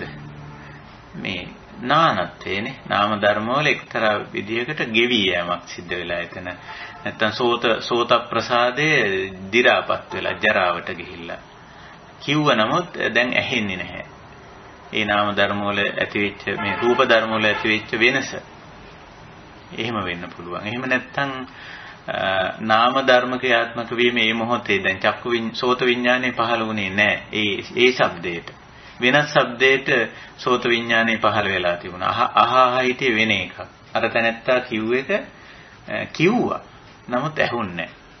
ඉතින් අපි කියන කො මට ඇහුන්නේ නැහනේ. කියපු එක්කෙනා කියන්නේ ඇයි මං කිව්වේද? මම දැන් දෙසරයක් කිව්වනේ. කලිනුත් මම කිව්වනේ. එතකොට දැන් ඒ කියන හැම මොහොතෙම වර්තමාන මොහොත ගත්තොත් එතන හේතුඵල වශයෙන් පැවතුනේ අර පුද්ගලයා කියන දෙයට නෙමෙයි සෝත විඥානය පහළ වෙලා තිබුණේ වෙලාව. වෙනත් දෙයක් අපි කියන්නේ මම මේ වෙන එකක් අහහා හිටියා මම ඒ වෙලාවේ වෙන දෙයක් අහහා හිටියා කියලා. ඒතකොට ඒ සෝත විඥානය පහළ වෙලා තිබුණේ වෙන දෙයකට. එතකොට අර මේ තැනත්ත කියපු දෙයට සෝත විඥානේ පහළ වුණේ නැහැ. ඉතින් සෝත විඥානේ පහළ වුණේ නැත්නම් සෝත සම්පස්ස වෙන්නේත් නැහැ. ඉතින් සෝත සම්පස්ස වුණොත් නෙමේ ඇහුණා කියලා කියන්නේ. ඉතින් අපි කියනවා ඇහුන්නේ නැහනේ. එතකොට මෙන්න මේක තමයි තියෙන්නේ එක්කෝ රූපවල තියෙන රූප ධර්ම පැත්තේ තියෙන නානත්වය. එහෙම නැත්නම් නාම ධර්ම පැත්තේ තියෙන නානත්වය. ඒකයි බුදු පියාණන් වහන්සේ නානත්ත කාය නානත්ත සංඤිනෝ කියන මේ ධර්මතාවය පෙන්වනවා. ඉතින් ඔබතුමිය අහන ප්‍රශ්නේ අන්න ඒ හේතුවයි මෙතන තියෙන්නේ.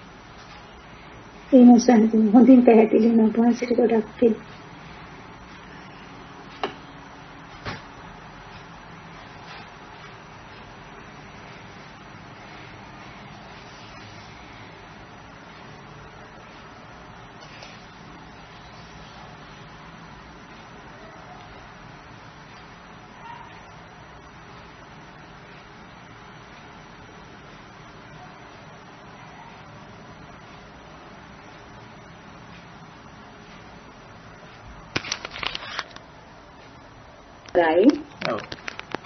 නැති ඉතල පස්සේට සම්බන්ධ වගේ ප්‍රශ්නයක්.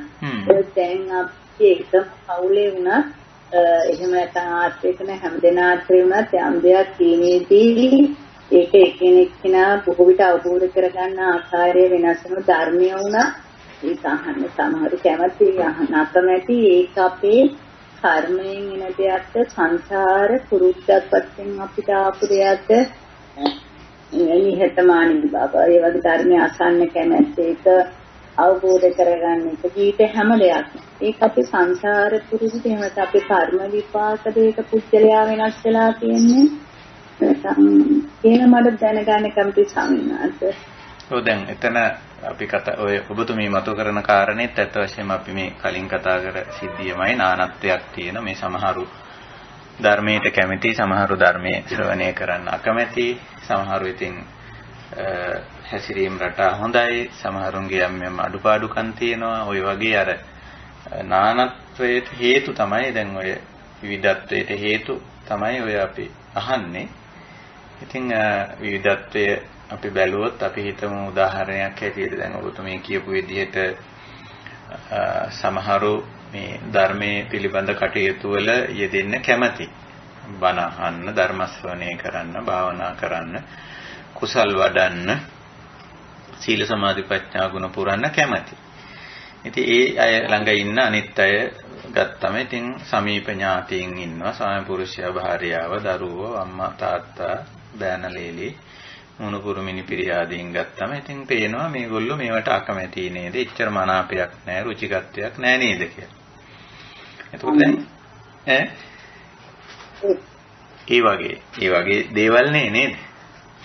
එතකොට දැන් ඔබතුමී අහන්නේ හේතු ඇයි එහෙම වෙන්නේ කියලා කාරණේ අහන්නේ. ඔය විවිධත්වයට හේතුවයි අහන්නේ. එතකොට දැන් අපි තුලින්ම අපි මේකට හේතුව හොයන්න පුළුවන් අපිට. අපි පොඩ්ඩක් උත්සාහ වුණොත් දැන් අපි මේකට රුචි වෙලා තියෙන්නේ, මනාප වෙලා තියෙන්නේ, කැමති වෙලා තියෙන්නේ ඇයි? දැන් මම කියන තැනත්තා නැත්තම් මේ යෝගියා, ආර්ය ශ්‍රාවකයා, මේ ප්‍රශ්නේ අහන කෙනා, මේ උත්තරේ දෙන මම, අපි දෙන්නා ඇයි මේ ධහමට මනාප වෙලා තියෙන්නේ, රුචි වෙලා තියෙන්නේ, කැමති වෙලා තියෙන්නේ? ඇයි අපි මේ ධර්ම මාර්ගයේ යන්නේ? වර්තමාන ජීවිතය තුලින්ම අපි බැලුවොත් අපිට කල්යාණ මිත්‍රෝ මුණ ගැහිලා තියෙනෝනේ.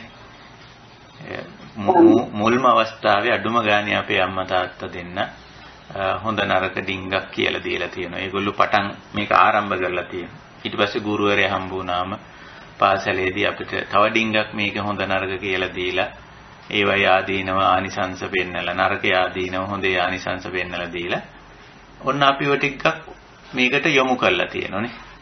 කැමති කරලා තියෙනවා. ඊට පස්සේ බුදුරජාණන් වහන්සේ කියන කල්යාණ මිත්‍රය අපිට මුණ ගැහිලා ඒ මුණ ගැහිමත් එක්ක තවත් අපි මේ හොඳ නරක කියන එක තේරුම් අරන් ඒ පැත්තට දැන් අපි නැඹුරු වෙලා තියෙනවා. ඒ නැඹුරු වීම තමයි අපේ ජීවිතය තුල තියෙන්නේ. එතකොට අපි අහනවා මේ අනිත් එක්කෙනාගේ ජීවිතේ ඇයි එහෙම එකක් නැත්තේ?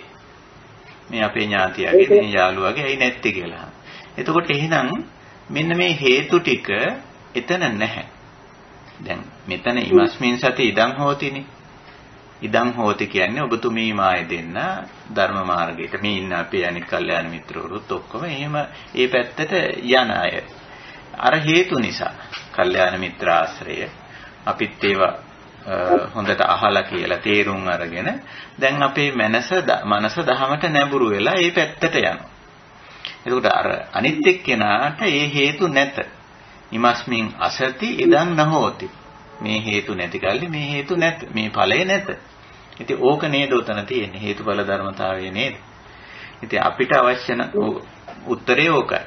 ඊළඟට ඔබතුමී හිතනවා නම් මේ නැති අයත් අපේ පැත්තට ගන්න ඕනේ. නැත්තම් මේ ධර්ම මාර්ගයේ නොයන අය ගන්න ඕනේ. ඒගොල්ලෝ අපරාධ මේ අධර්ම මාර්ගයේ අනේක කියලා. ඉතින් එතකොට අපි කරුණාවෙන් ඒගොල්ලන්ටත් කල්යාණ මිත්‍ර ආශ්‍රයක් මුණ ගස්සමු අපි. නැත්තම් අපිම කල්යාණ මිත්‍රයෝ වෙමු. ඒ ඇත්තන්ට. එතකොට අපි තුලින් ඒ ඇත්ත දහමක් දකීනේ. අපි හොඳ වැඩේ කරලා පෙන්නමු. හොඳ විදියට කියලා පෙන්නමු. හොඳ විදියට හිතලා පෙන්නමු ඒ ඇත්තන්ට. ඉතින් ඕක ගැන මෙහෙමයි හිතන්න ඕන. ওই වගේ වෙලාවක මෙහෙමයි කියන්න ඕන. ওই වගේ දෙයක් මෙන්න මෙහෙමයි කරන්න ඕන කියලා අපිට පුළුවන් කල්යාණ මිත්‍ර වෙන්න. එතකොට අන්න හේතුව ඇත. එතකොට ඵලයත් එයි. මොකද හිතන්නේ? ස්වාමීන් වහන්සේ මේ තේරුණා ඒකට අපි ඒක යොමු කරගන්න ඕනේ. ඔව්. ඒකයි. ඉතින් අපිට කල්යාණ මිත්‍ර ආශ්‍රය ඇති කල්ලි අපි ධර්ම මාර්ගයේ යයි. කල්යාණ මිත්‍ර ආශ්‍රය නැති කල්ලි ධර්ම මාර්ගයේ නොයයි. ඉතින් හේතුඵල ධර්මතාවය නේ. ඇති කල්ලි ඇත නැති කල්ලි නැත. ඉමස්මින් සතිදං හෝති. ඉමස්මින් අසතිදං නොහෝති. අපි ඒකත් තේරුම් ගන්න හේතුඵල ධර්ම යටතේමයි. ඉතින් අපිට අර නැති එක ඇති කරගන්න ඕන නම් අපි කල්යාණ මිත්‍රත්වය ඇති කරමු. හේතුව ඇති කරමු. එතකොට ඵලය ඇති වෙයි. ඵලය මේ සකස් වෙයි. ඒකයි. සම්මසිත තේරුණා බොහෝම සිතා පිළිසිත වේවා තිරුවන් සරණයි.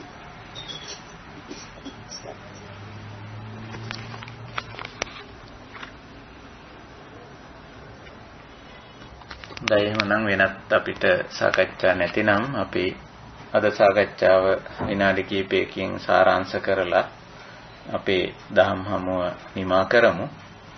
ඉතින් අපි මේ දිනවල අපි පවත්වාගෙන ඉන්නේ මේ ධර්ම සාකච්ඡාව පටිච්ච සමුප්පාද නැත්නම් හේතුඵල ධර්මතාව කියන මාතෘකාවෙන්.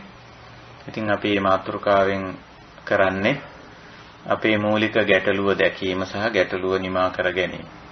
ඒ කියන්නේ දුකේ හේතු දැකීම සහ ඒ හේතු වෙනස් කර ගැනීම නැත්නම් ඒ දුක්ඛ නිරෝධය, දුක්ඛ සමුදය, දුක්ඛ නිරෝධය කියන දෙක තමයි හේතුඵල ධර්මතාවය යටතේත් අපි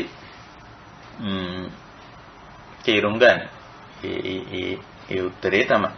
ඉතින් අන්තිමට අපි දුක සමුදය වෙන ආකාරය හේතුඵල ධර්මානුකූලව දකින්න නිසා එතනම අපිට දුක්ඛ නිරෝධය කරගන්නත් පුළුවන්කම තියෙනවා. ඉතින් ඊට අවශ්‍ය තියෙන කුසලතා ටික අපි තුල තියෙන්න ඕන. ඔය සබ්බාසව සූත්‍රයේ මම හුඟක් මතු කරගත්තේ මේ සාකච්ඡාවට අපිට අවශ්‍යතාවයේ තියෙනවා ඔය කියන යම් දේවල් වෙනස් කරගන්න. ඉතින් වෙනස් කරගන්න පුළුවන් අවස්ථාවක් තියෙන, බැරි අවස්ථාවක් තියෙන. හේතුව දකින අවස්ථාවක් තියෙන, පැහැදිලිව හේතුව නොදකින අවස්ථාවක් තියෙන. ඉතින් ඕනම අවස්ථාවකට අපිට මොහොන දෙන්න පුළුවන්කම තියෙනවා. දැන් හේතුව නොදකිනකොට ඵලය වෙනස් කරගන්නීමේ හැකියාවක් නැහැ. ඉතින් සමහර වෙලාවට අපි මේ වෙලාවට අදිවාසනා තමයි ඉතින් විඳදරා ගැනීම තමයි කරන්නේ. ඉතින් අපිට මේක වෙනස් කර ගැනීමේ සීමාව තුල අපි නැහැ සමහර වෙලාවට. ඉතින් වෙනස් කර ගැනීමේ සීමාව තුල ඉන්නවා නම් අපිට පැහැදිලිව වීර්යය තියෙනවා නම් වෙනස් කරගන්න පුළුවන්.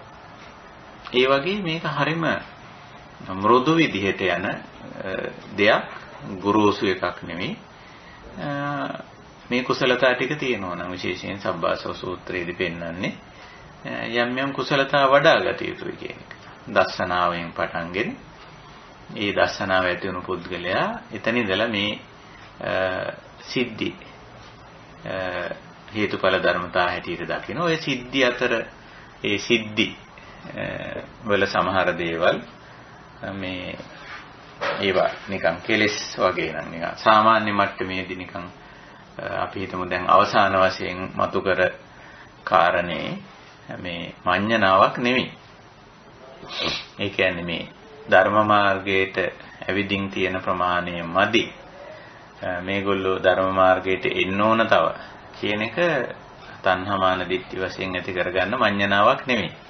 ඒක අපි කරුණාවෙන් මෛත්‍රියෙන් අපිට පේනවා මේ පුද්ගලයා මීට වඩා ආචාර ධර්මීය වශයෙන් සකස් වෙන්න ඕන. මෙයා හිතන පතන විදිය මීට වඩා නිවැරදි වෙන්න ඕනේ.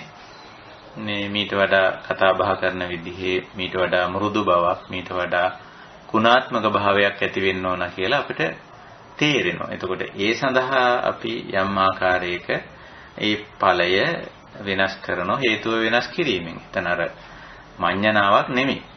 අවිද්‍යාවෙන් තණ්හාවෙන් කරන දෙයක් නෙමෙයි, ප්‍රඥාවෙන් සහ කරුණාවෙන් කරන දෙයක්.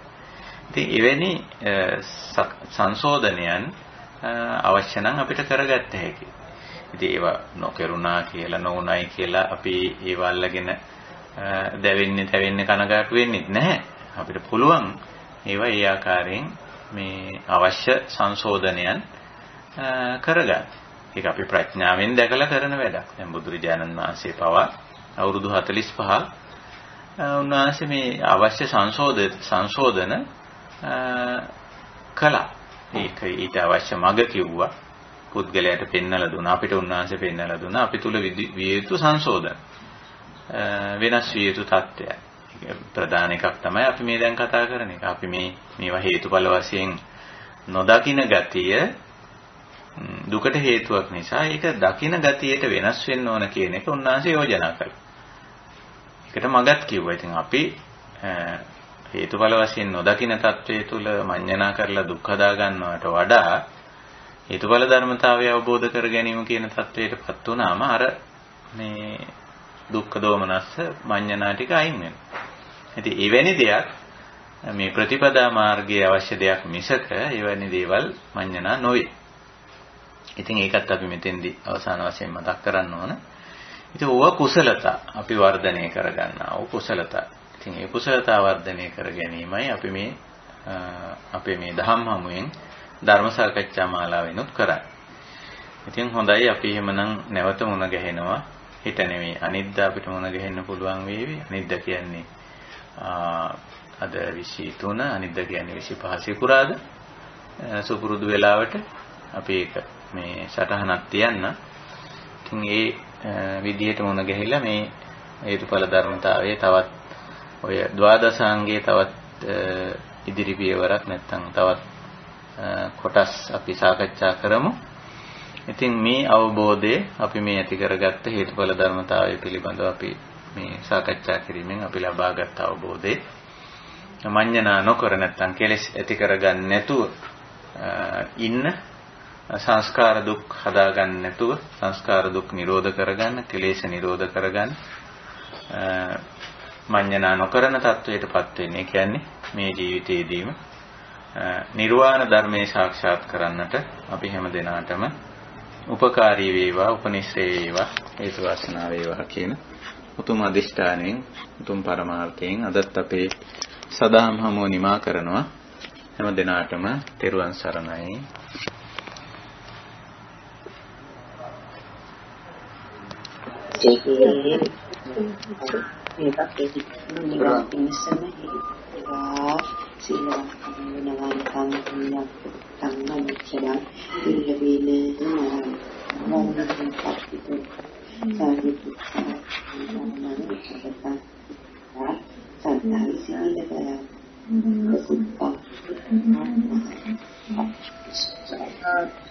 තෙරුවන් සරණයි සුවපත් වේවා.